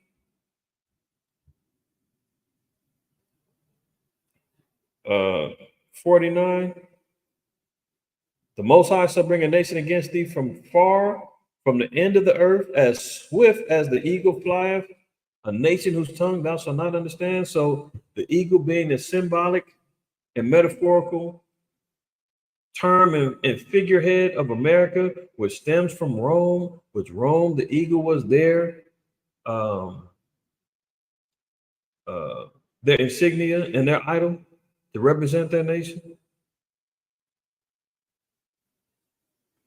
So when you talk about politics, that we always say your vote is two wings of the same bird. So the same thing that they utilized. Remember, this is what they used on Donald Trump when he was when they were talking about was dealing with Russian collusion in the elections with Slow Biden, and that's when he was saying, "Oh, they stole it from you," and they were saying, "Oh, we've got reason to believe that you've been coercing with the Russians. There was Russian interference with the voting." And then when they came out, they took him to court. They was like, "No, we didn't find nothing like that. That was a lie." The same Republicans now are sitting back voting it in. See, they're working toward the same goal. They have a fake paradigm of opposition saying it's us against them. They're all together. They're all together. If anybody's been to court, if you've been to court for a criminal case or something like that, be it misdemeanor, felony, whatever the case may be, if you got a public defender or you've got a hired lawyer, but let's just use a public defender as a case scenario. 9 times out of 10, man, they all know each other. The public defender and the prosecutor and the judge, they all have relationships with each other. They're acting like I'm in defense, you're in prosecution. I'm gonna judge everything. Behind closed doors, they're like, "Hey, what do you want to do? What do you want to give me for this? Yeah, he got caught with this, but we're willing to settle for this. You think you guys can work with that? Yeah, you know what? Actually, no, we're going to take off this, that, and the third, give him probation on this, and blah, blah, blah. And the fine is going to be this much. Just what do you think? Hey, that's up to you guys. When you guys come to a decision, let me know. I'll solidify it. Okay. 1 year, 1 year in county jail, 3 years probation, $5,000 fine. And, he'll be out in, with overcrowding, he'll be out in about 3 months. So, just let him know that and I'll sign off on it. They go back out and the public defender says, "Yeah, I worked out a deal." And then they tell each other before they leave, "See you at the bar later?" "Yeah, you know it. Drinks on you because I struck that deal with you. You owe me a shot. All right, I got you. Then they come back out and they tell the dude, "Yeah, I worked out a deal for you, man. You're lucky. I'm a good lawyer." These guys be knowing each other behind closed doors. Believe me. So when the Republicans is out there revolting and saying, we no more FISA, we're tired of the spying and you use it against Trump and blah, blah, blah. And, this is the same thing that if anybody's seen that movie Snowden, and they had what was known as Prism, and Prism was all of the social medias, all the social media platforms, all under one surveillance tool used by the NSA. Let me see if I can. The Prism program.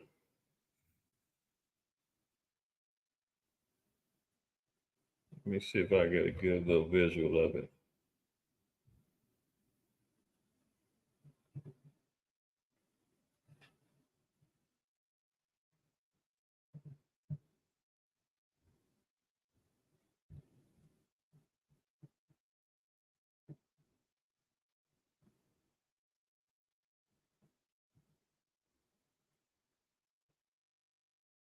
You see, they got all these damn wild names, but this is where this is how the system works. See, the data provider, Yahoo, Google, all of that, the FBI, the CIA, they all tap into this one mainframe. Then it gets to the NSA. NSA gets all the data from here. The FBI, the CIA tap in to get all of this data right here. Then the NSA filters it all and they send it out to all these other particular agencies. You see up top, everything that was under the PRISM surveillance, NSA, Gmail, Facebook, Hotmail, Yahoo, Google, Skype, Paltalk, AOL, YouTube, and Apple. It's all there. YouTube. Remember last week they were talking about how Google and YouTube was told by the FBI that they needed to surrender when they asked about individual people and what they've been watching. See, all of they all in cahoots. The monitoring the Gmail, Facebook. How do we know that Facebook is caught up? Remember last year when what's his name? Zuckerberg came out and confessed that the FBI told him about anything that had to do with I can't remember if it was the vid or the election. I think it was the vid. Oh no. Select. It was the laptop. Anything that had to do with Hunter Biden's laptop, they said they were supposed to shut that down, say it was fake news, Russian coercion, the whole nine. He said he rolled with it. He spoke before Congress, apologizing and all of that. But the dude is coerced. That's how he got all that damn money. Buying $100 million bunkers. What's he scared of? Who's he trying to escape from? If you're just a good old nerd who just try to, utilize your wit to create this social media platform to connect friends and family, right? Then you still got Instagram, they all together. So there you have it. So now they just put forth the vote to extend Pfizer for, I think they said, another 3 years after they was trying to block it. So now they want more spying. They want more. See, this is the mentality of the damn so-called white man. He thinks he is the Most High, when the Lord is the only one who has the ability to do this type of stuff. I need that in Sirach. Sirach 23:19. It says, such a man only feareth the eyes of men, and knoweth not that the eyes of the Lord are 10,000 times, Shalaki, 10,000 times brighter than the sun, beholding all the ways of men and considering the most secret part. See, that's the so-called white man. You're trying to be like him, creating these grids and creating these surveillance grids and cameras here, microphones there, AI technology tapping into this, that, and the third. You ain't watching the TV. The TV's watching you. Microwave and dishwashers now are spying on you. Don't believe that? Okay.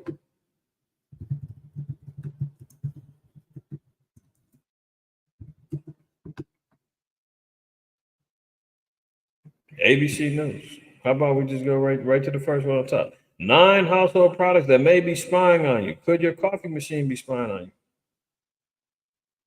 Very interesting. Coffee machine, interesting. I just talked to my wife last night, and I noticed we got one of them little Keurig coffee and tea machines. You put the little pods in and makes you a little instant tea or coffee, right? She's been unplugging it. I'm like, why are you unplugging it? What's going on? She's like, it's been making noises. And I unplugged it because I don't trust it. I don't know what's going on. And then I said, okay, plugged it in. Sure enough, I heard something go click, click. And I was like, oh, snap. Getting unplugged again. These bastards are slick, man. They are slick. I don't see a direct, direct different number, but best believe they've got all these things. Look at this. And this is from 2013. I remember back then, 2013, the FBI chief said that he covers his camera on his he tapes the cameras of his computer. He was like, with basic words saying, I know what they're looking for. I know they're watching. So I'm cutting that off. So if you don't have camera covers on your laptop or phones, I suggest you get it. I mean, it's the best that you can do. You turn off your phone, they can turn it back on. They still listening to you. It's hard to escape them. You get one of them little Faraday bags and cover it in and block all the Wi-Fi from connecting. That's about the best you can do. Yeah, man. I'm heating hot water. You know what I'm saying? We ain't used it in a hot minute. Heating up hot water and using the instant, if that's the case. But just real quick, look at it. For Americans concerned about their privacy, the NSA data grabs are daunting. But what about the data grabs happening inside your own home, perpetrated not by the government, by your coffee machine? Consider every appliance and every piece of home electronics that you own. Does it gather data about how you use it? Does it connect to the internet? If so, it could be used to spy on your mobile devices, your TV, and now various other types of home appliances can be wired into a network that can track you. If those networks are hacked, information about your habits and behaviors could be available to people with nefarious goals. They're saying people with nefarious goals. Oh, the bad guys are the ones who want to hack into you. Who created it? The damn government. They're the ones who's doing it. And they got these damn goofball crash dummies who they catch doing a little dirt. And they're saying those are the ones that's abusing this. We did it for good. You know damn well he ain't doing it. They're doing it for, big brother type situations. You understand? So this goes into all kind of things, man. From your dishwasher, we just seen the coffee machine. The TV is spying on you. Like I said, you ain't watching TV; it's watching you. You on the couch with your wife. Y'all got a little intimate moment going on. You could be watching some romance movie, whatever. And next thing you know, a commercial comes on, and it's advertisement for condoms. And you saying, what the hell? Have you ever noticed now when you're talking about something and all of a sudden now you're getting ads on YouTube or ads on your phone about exactly what you were just talking to somebody about? That's exactly what they're doing. That's the spying. That's the Pfizer. That's them digging for information. That's them having the bots lined up collecting data. And then we voluntarily say, well, yeah, come on in, Alexa. Come on in, Siri. Come on in. Who else got the new one? I think Roku got, if it ain't Roku, maybe Amazon. Don't they got a new little home surveillance, home security system? It's all part of the plan, man. So now they're opening up the doors for further spying, further crackdowns, further surveillance. Don't need a warrant to do it, right? And now they're going to utilize all of that to, oh, you were talking about the trans community. You were talking about the alphabet people and the Transformers and the Decepticons. You know that's outlawed now. You can't do that. Oh, you're reading the Bible? But Canada, you go to jail for life for that. We've been watching and monitoring you for a while. You go by the moniker Bayan Shakal Yahweh on YouTube, Facebook. Yeah. We saw your post celebrating when Israel got bombed. We need to talk to you. What are you doing? Yeah, we've been monitoring all your other posts you've been sharing. Yeah, we're bringing you in for questioning. That's how this stuff is rolling right now. All right. And they utilize stuff like this now. And it, only in America, as Don King would say. Attempted bombing of a satanic temple in Salem condemned as a terrorist attack. So, you hear all of the words about, Salem being, short for Jerusalem.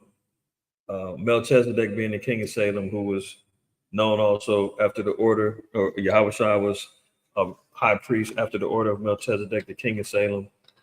A satanic temple happened to be, excuse me, operating in Salem, Massachusetts. And America comes to the defense and says that's a terrorist attack on one of our own. An explosive device was chucked onto the porch of a satanic temple in Salem, Mass, earning the ire of the city's mayor, who dubbed it a terrorist attack. Most High forbid that you actually destroy a temple that is operating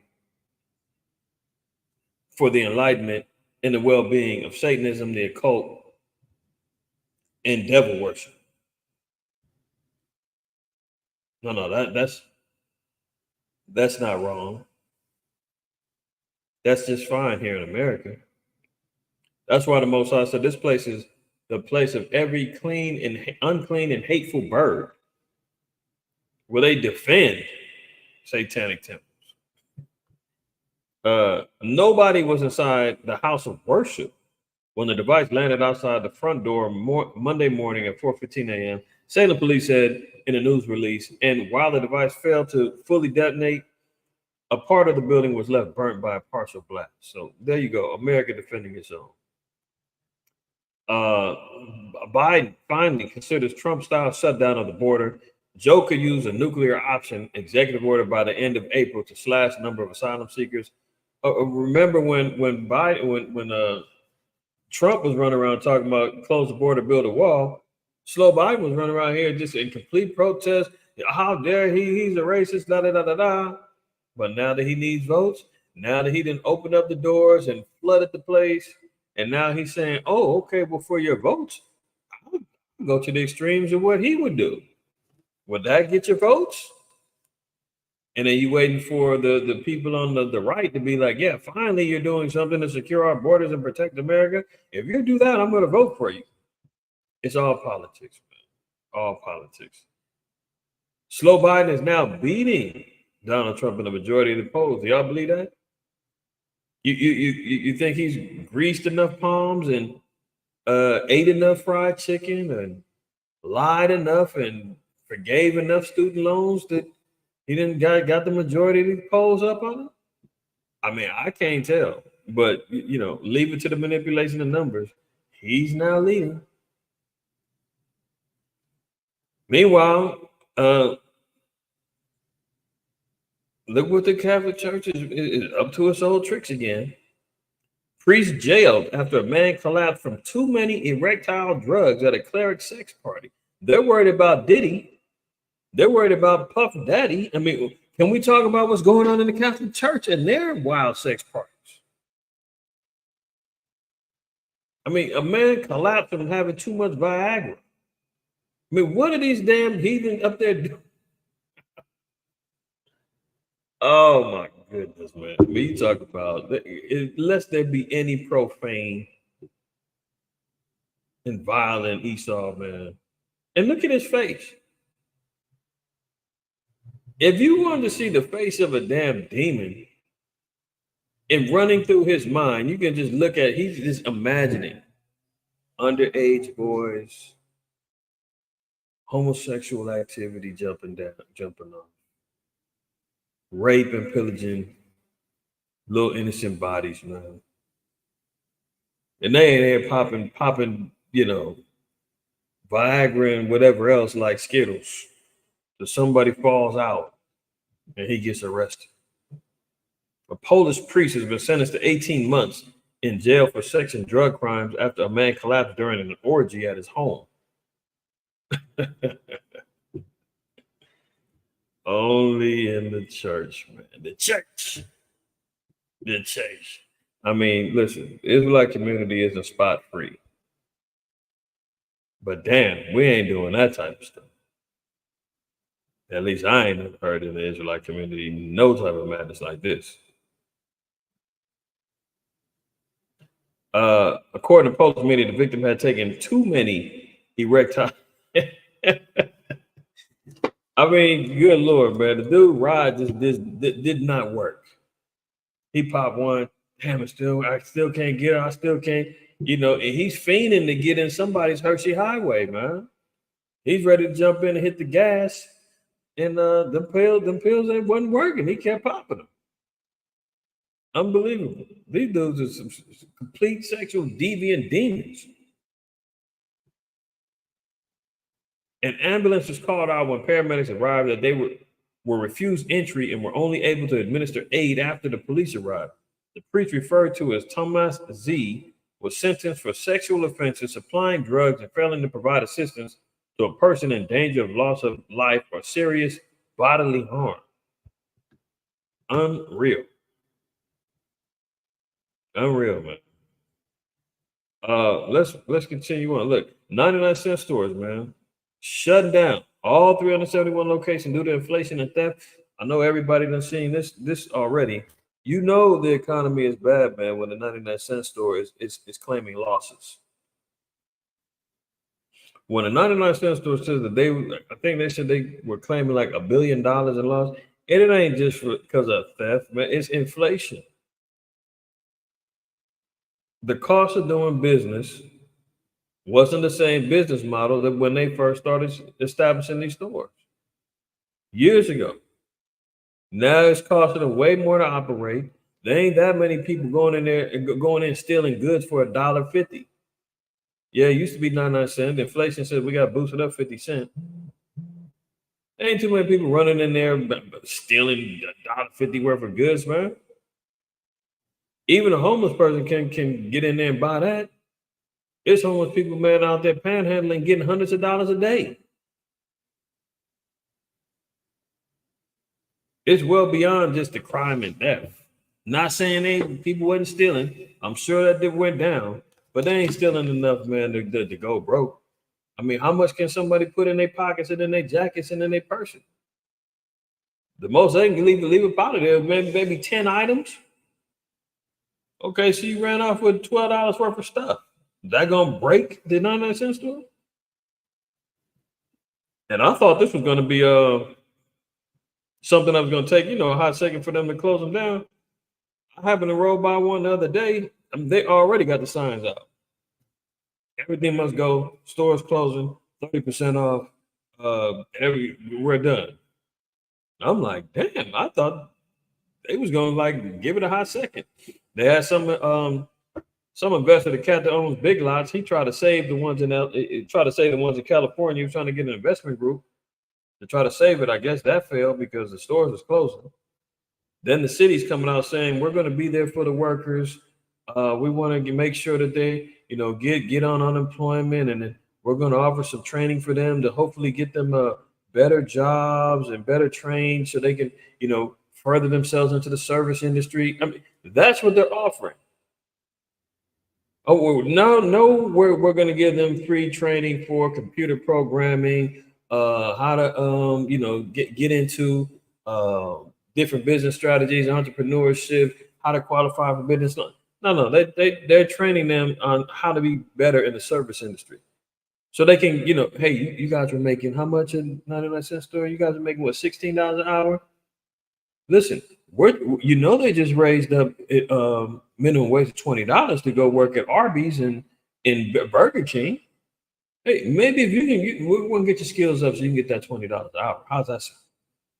And while you're at it, we're going to make sure you got your medical covered. We're going to make sure you got the food stamps, the EBT. We're going to make sure you're dependent and you're sucking on the tits of the great whore. And you're going to suck down this poison until we get you trained up so you can go flip some burgers for $20 an hour. Hey, that's $4 more an hour. It doesn't that sound right? And they're gonna say, you know, a Lazy J gonna say, heck yeah. Man, they're gonna pay me unemployment. How much you think your unemployment checks is gonna be? Unemployment is only paying you what, 66 in the third of your check? And you was only working part-time at the 99-cent store because they was already scaling down. She was working maybe 20 hours a week. That ain't enough to survive. Oh yeah, but don't worry. We're gonna give you EBT. We're gonna give you a couple $100 a month so you can go get you some food. Couple $100 a month? Really? That might get you enough groceries for 4 days. A month? Oh, then you're gonna train me up so I can go get a job in the service industry. So by the time I get to that level, the job is taken by robots and AI. Or you're just gonna get me into a $20 hour job that's part-time. And I'm really gonna be getting, maybe 10 hours a week at this new job. You see the point? There is no end of the, gold at the end of the tunnel. I think they said 2,500 people, man, is now gonna be out of job. I went to the store, man. I felt bad for the Jake. The Jake had a scowl on his face, but he looked like he was pissed off. He was ringing myself up. He was cool though, he talked, but you could see he was on his face like, these man. And he was in there, swiping and doing what he had to do, and I was like, man, I feel you, bro. Yeah, that's our little spot, man. We go over there find a few little gems up in there sometimes. I'm no stranger to the 99-cent store. I'll go there in a minute. Apparently not no more. But yeah.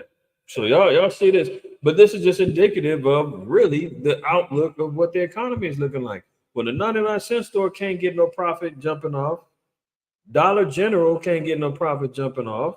But meanwhile, Slow Biden was just on the TV talking about they've got inflation is as low as it's ever been since the pandemic, and we're doing a great job. And don't worry, we got a plan to take care of this.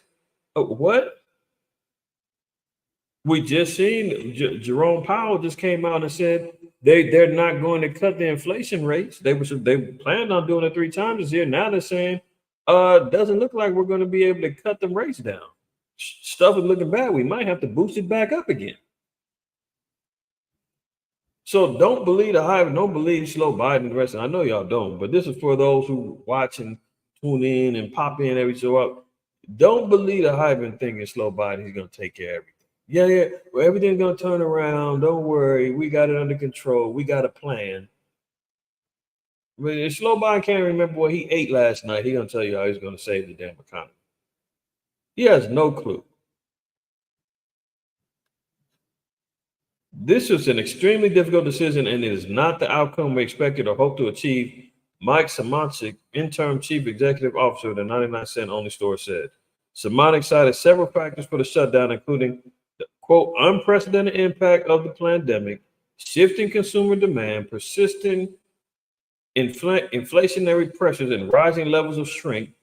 Notice that they talk about the shrinkflation because if you notice, things is coming in smaller packages, same price or more. But you notice the last couple of things he's mentioned is shoplifting, employee theft, and administrative errors.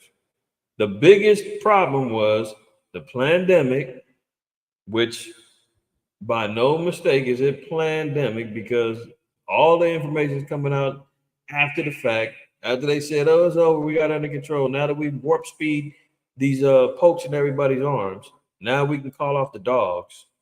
Then they can come out and talk about all the side effects. Oh, then they can talk about, actually it did come from Wuhan. Oh, yeah.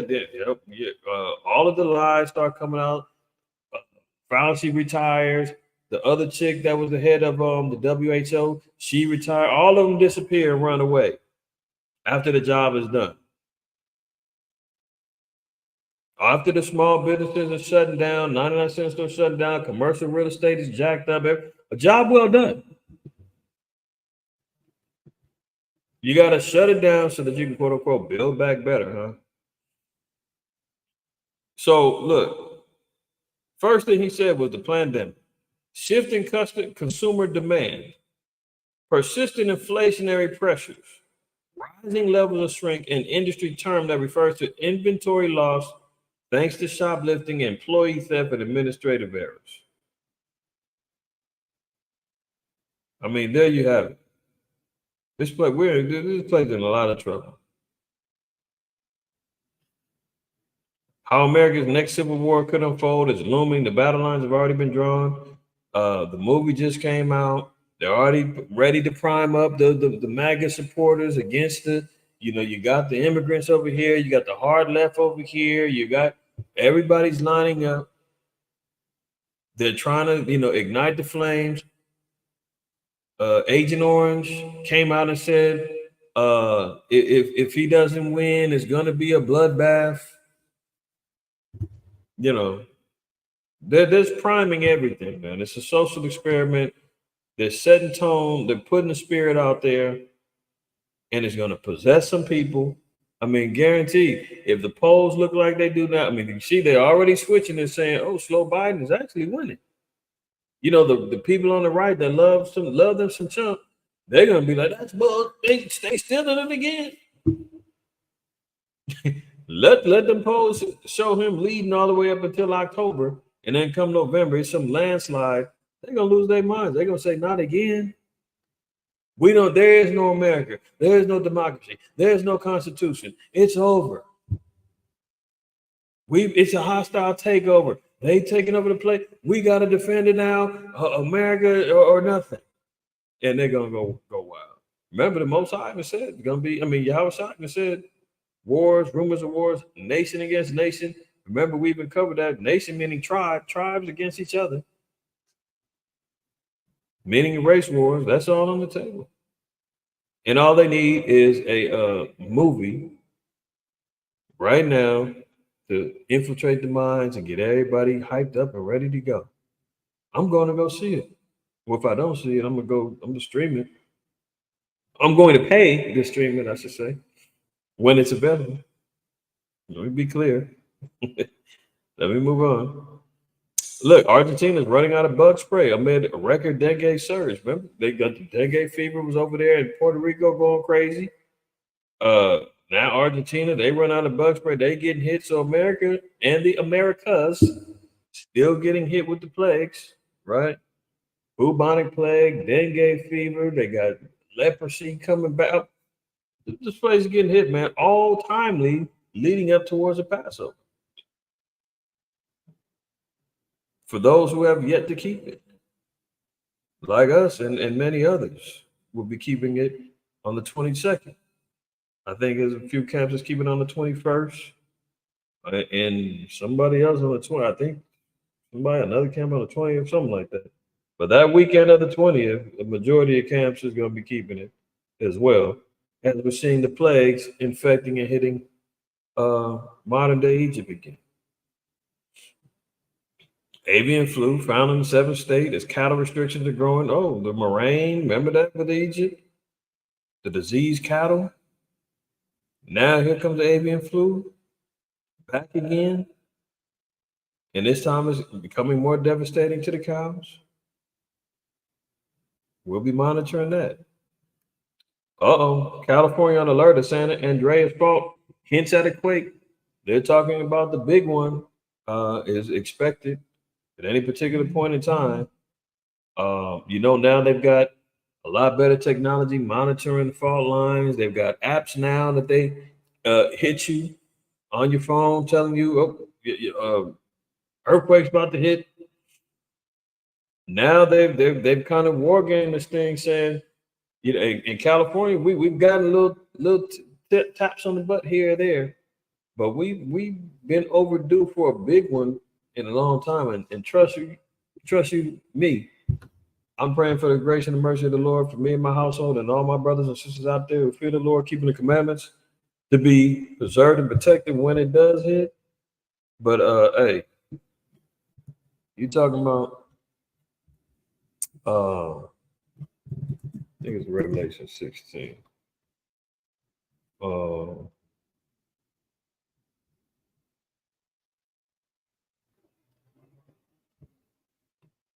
16. Yeah, look at 18. And this is just one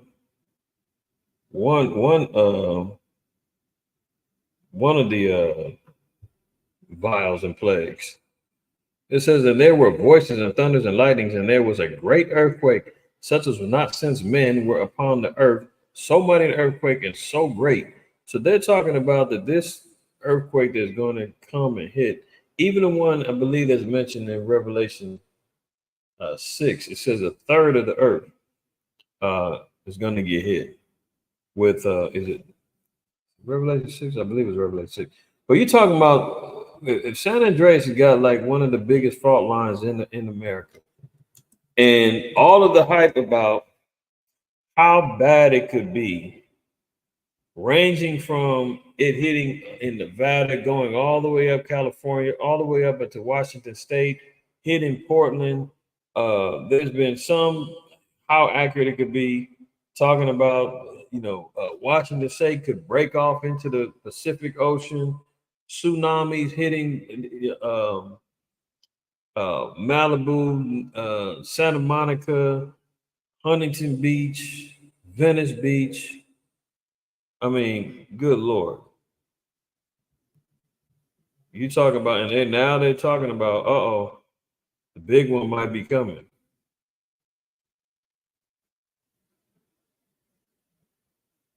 Look at this. Revelation 6:12, it says, and I beheld when he opened the sixth seal, and lo, there was a great earthquake, and the sun became black as sackcloth of hair, and the moon became as blood, and the stars of heaven fell unto the earth, even as a fig tree casteth her untimely figs when she is shaken of a mighty wind. So there's going to be great destruction via earthquake, sun being blacked out with smoke, the stars of heaven falling is like the missiles and the bombs. Untimely figs. When you see a fig tree that's blowing in the wind, it has figs that have yet to really take root on the branch. They blow off. It says like she was shaking with a mighty wind. I think I showed a video a while back about the stars falling to heaven, falling from the earth, and it was like from a plane, and it looked like a bunch of stars that were just falling. They was exploding. I don't remember which DSTM it was. Like a year or so ago, I showed a video just to visualize what it was, what it would look like. But you're talking about great destruction, and one of them being via earthquake. And we looked at the earthquake last week. Remember the one in China? 80,000 dead here, 200,000. They had one in Pakistan. I think it was in 2010. They hit like 200,000 people. That's nothing compared to what this major earthquake that's going to be talked about and happening in Revelation 6 and 16. And here we are flirting with a major quake coming to California. Look at it. What would happen if the big one hit California? Video shows how a 7+ magnitude earthquake would rip through Los Angeles in seconds, causing up to $3 billion in damage and killing thousands. California is overdue for a 7.8 magnitude quake, which occurs every 150 years. I remember the one in 94 out here, and that one was that one was rocking. And the aftermath of that was crucial. So they're talking about that 7.8 or better. The infrastructure in California ain't ready for it, man. So hopefully, when we talk about certain elements of preparation, that's not to say that any of your prep items is going to be spared from destruction, or you may not even be home at the time. Number one thing is make sure that you are fearing the Most High, you're keeping the commandments, because the Most High said, touch not my prophets and touch not my anointed and do my prophets no harm. The only thing that can spare us in these days of destruction is the grace and mercy of Yahweh Bashem Yahushai. Other than that, you can forget about it. But if you do have some wisdom and you have some preparatory items that's available, and you at home with your family and things get to rocking and breaking and shaking, when there is no internet, where there is no lights and all of that, hopefully you got some flashlights, some candles, or you got a backup generator or a solar generator. You got access to some water, some food. Because if you're waiting on FEMA to come get you, you're waiting for the police and the fire department. If you in the cities and the urban areas, they ain't enough of them to come get to you. There's not enough to get to you in any time of need. You might have to hold tight until somebody can come along and get to you. And even then, remember Ronald Reagan said the 9 most terrifying words is from the government, I'm here to help. They may not always be the best thing that you want to see in a time of crisis. All right. So that's on the table. Look, seafood shocker, warning shrimp and lobster contain dangerous levels of cancer-causing forever chemicals as types of food most at risk are revealed. Pass this along to your family and friends who still love to gorge their mouths with shrimp and lobster and abominable shellfish and all of that. You've been trying to tell them, we've been trying to tell them, hey, stop eating that stuff. The Bible tells you don't eat it. The Most High tells you first. But you know what? They don't respect the word of the Lord. They rather say, we're under grace, we're under mercy, we're under the law of liberty. We can eat what we want to. Stop hating. Okay, well, what if we tell you that now they've done research that's saying there's forever chemicals in your shrimp and in your lobster and in your roaches of the sea that can give you cancer and infertility and birth defects. You still want to eat them? You're lying. Oh, Dartmouth College, they did the research. Go check it out. Screenshot this. Go look up the article yourself. It's on the Daily Mail.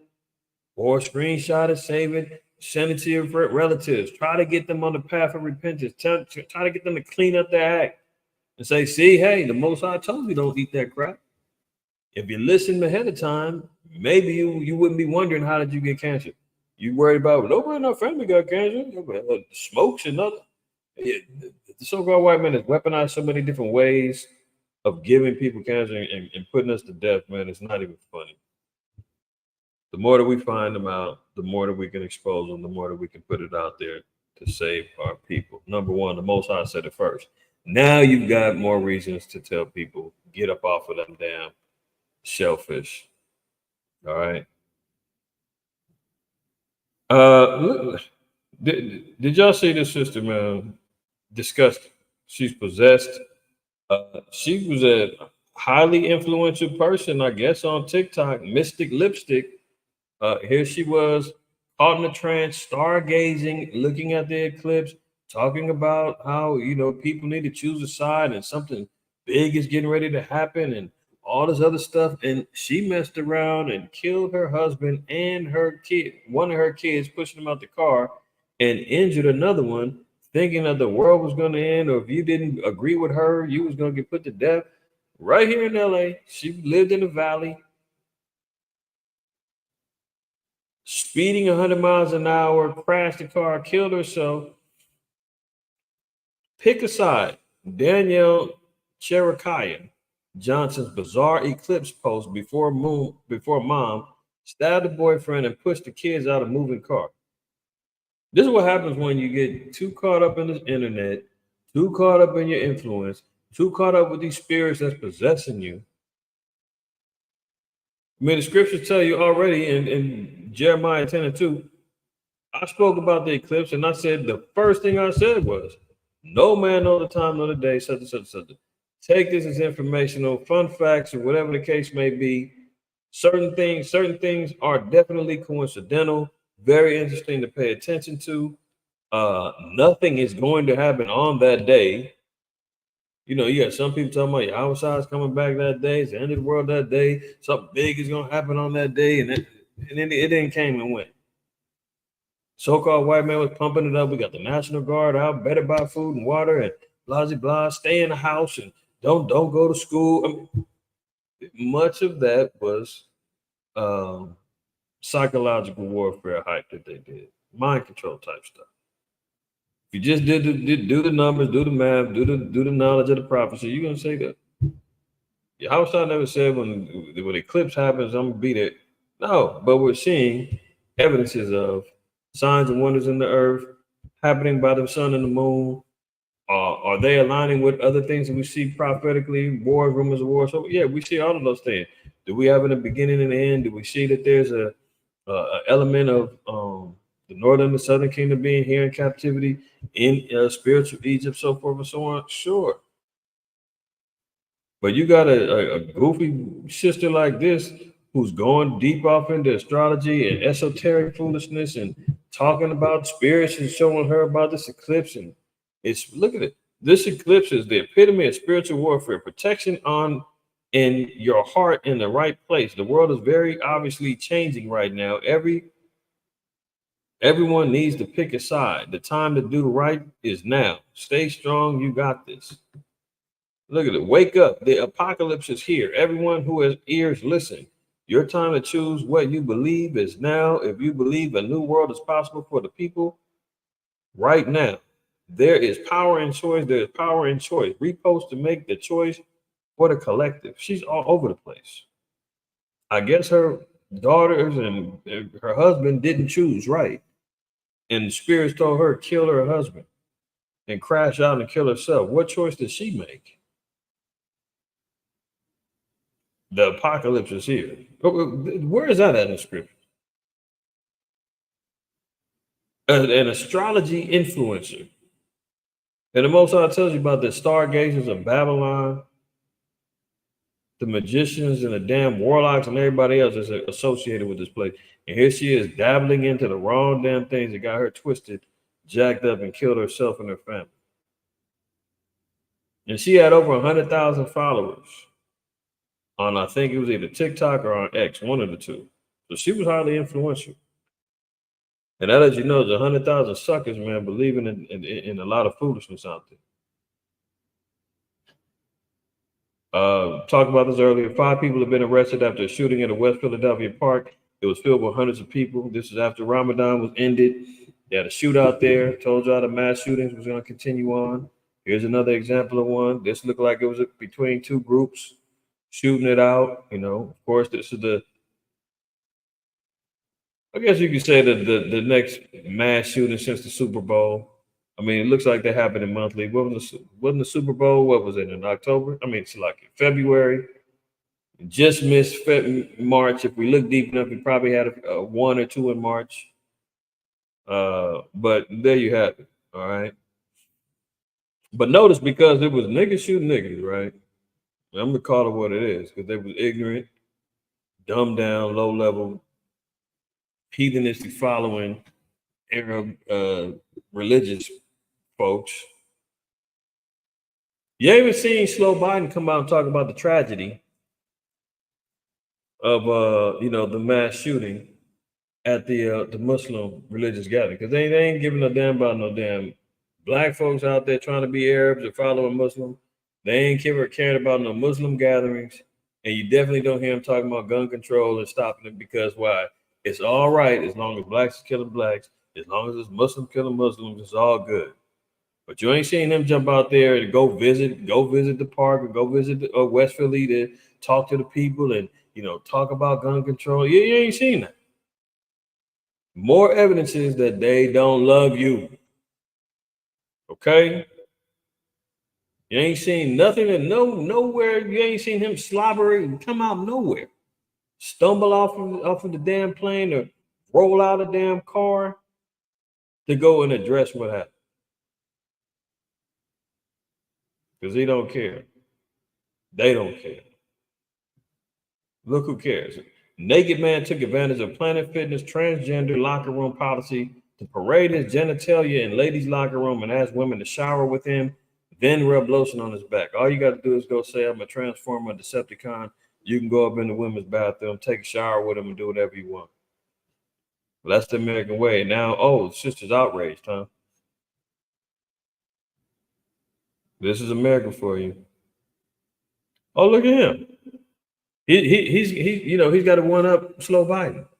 Slow Biden took had the family at the house and fed them fried chicken and I think they said one of them had a burger. So I ain't gonna say they ate was fried chicken, but fried chicken was definitely on the menu. And look at it, look at him as he's sitting up here talking to these sisters in Chick-fil-A. So he's deciding to go treat everybody in the Chick-fil-A in Atlanta to chicken sandwiches and milkshakes. These damn Edomites, man, it's too damn funny, man. Envy not thou the oppressor, choose none of his ways. Surely oppressor maketh a wise man mad, and a gift destroyeth the heart. Thus saith the Lord. Trump trying to up the ante. He ain't going to a damn Chick-fil-A and try to feed Negroes chicken sandwiches and shakes. Trump made a surprise visit to a fast food restaurant, and you know he loves some fast food, man. He loves KFC, you know, and what else do they say he like? I think he like McDonald's. Apparently, he loves Chick-fil-A too. No, Trump is. I'm gonna leave it alone. I was gonna go on a little rant with him, but it's late. I'm gonna leave him alone. Trump made a surprise visit to a fast food restaurant where he told a dozen employees behind the counter, "We're going to take care of the customers. So is this good? Making a lot of money. Get rich, right? Excellent," he said as he joked with the workers. He ordered 30 milkshakes and chicken for the people in the store as well as for the staff. As the drinks and food were handed out, the former president worked the room, speaking to supporters, shaking hands and giving autographs, and even hugging a woman. The woman appeared overjoyed as she hugged Trump, shouting to the crowd, "Tell my mama I made it." And I wish I had the video. I just screenshotted it. The sister, older sister, man, talking about, "Tell mama I made it." She finally got to hug White Zaddy, man. The envy of our people that still love the so-called white man, even him, the envy of the damn Negro woman, man. Her life is not fulfilled until she can hug up to this damn toupee-wearing, orange-colored devil. And she claims that she finally made it, man. White Zaddy done bought her a chicken sandwich and a damn shake. Unbelievable. Let's wrap this up. One of the world's highest cities starts rationing water for 9 million people. You're talking about drought hitting down in Colombia. They're rationing off water because of drought. Look at it. The rationing came into effect Thursday morning. Bogota, and dozens of surrounding towns have been divided into 9 different zones with domestic running water cut off for 24 hours in each zone on a rotation that will reset every 10 days. The measure will affect approximately 9 million people. So if you see that, they do the same or similar method down in Venezuela. You get water turned on 20 minutes a day, fill up as much as you can. After that, water's turned off. You're not getting nobody back for another 24 hours. They're doing the same thing now up in Bogota, Colombia. You know, it's just showing you the deterioration of the resources, the deterioration, because that's South America, that's still part of America. The Most High says that there's going to be a drought that comes upon their land. And I think that's in Jeremiah. Let me see real quick.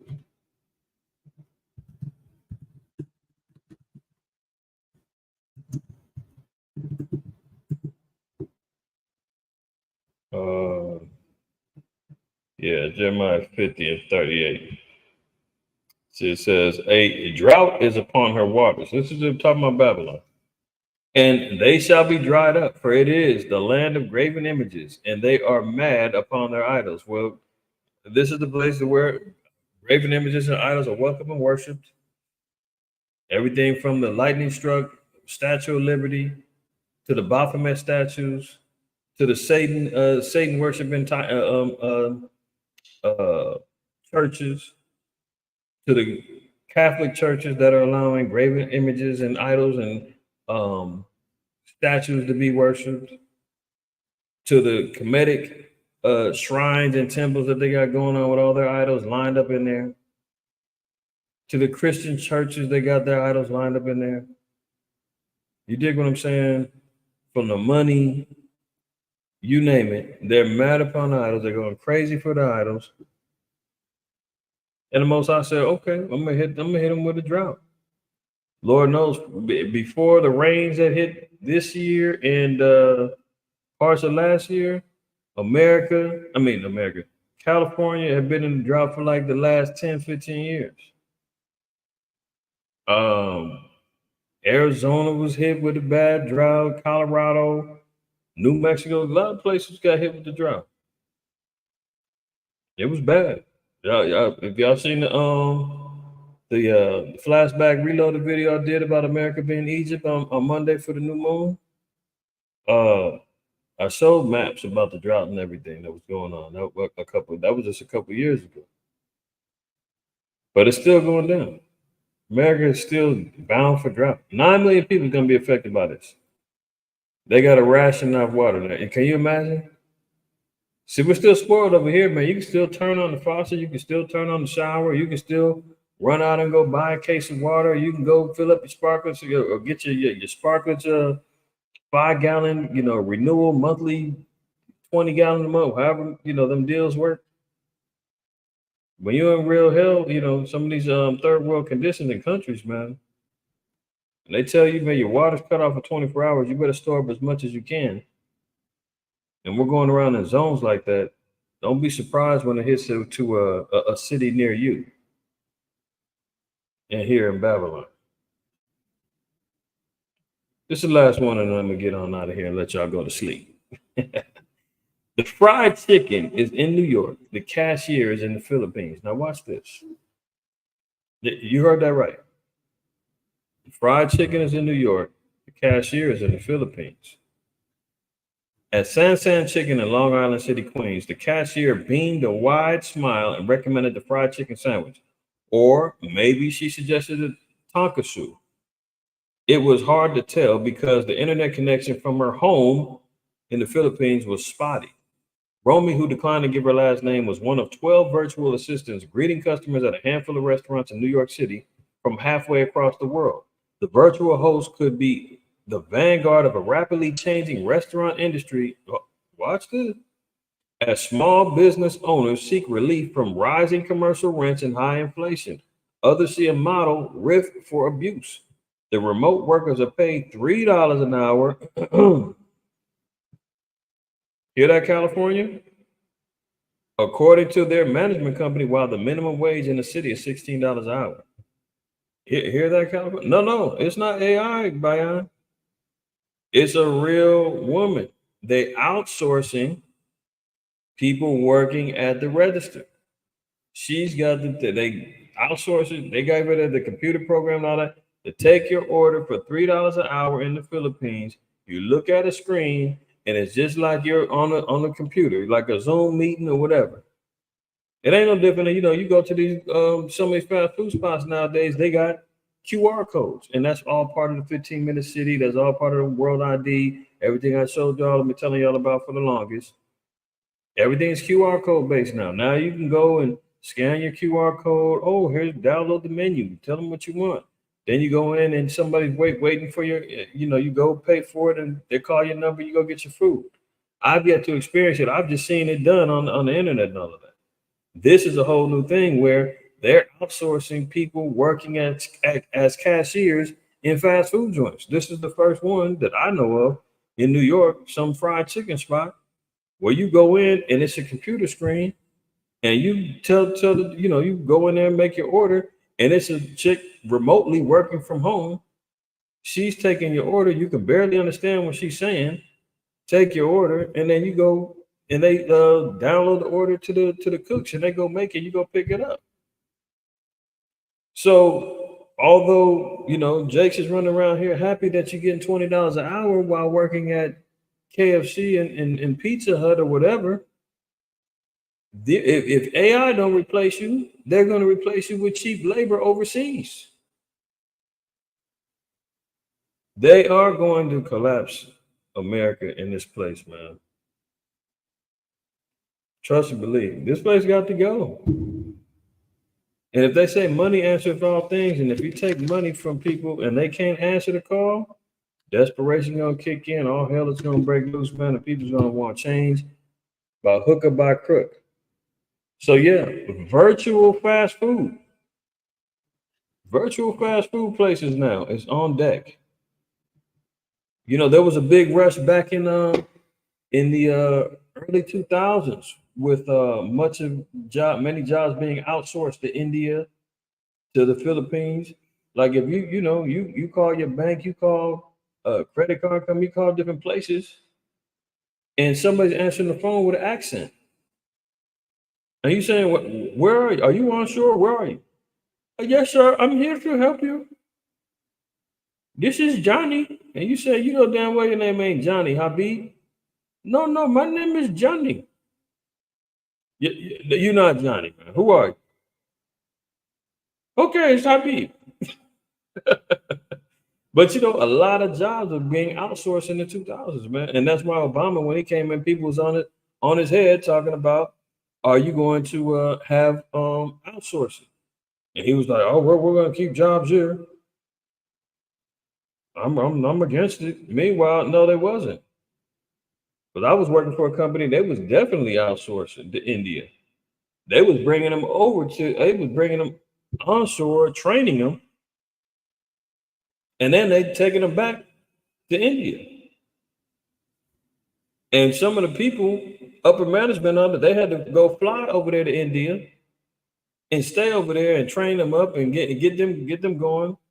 They coming back with malaria and diarrhea and all kind of crap because they got to go over there and train the new help. Now everything is virtual, man. They're gonna be taking your order from India and damn Philippines. Extra sauce, you want fries with that? Thank you. And you out of here. Meanwhile, you got to walk over to somebody outside of the damn restaurant, sleeping in the tent, talking about I used to work here. You tell me that ain't prime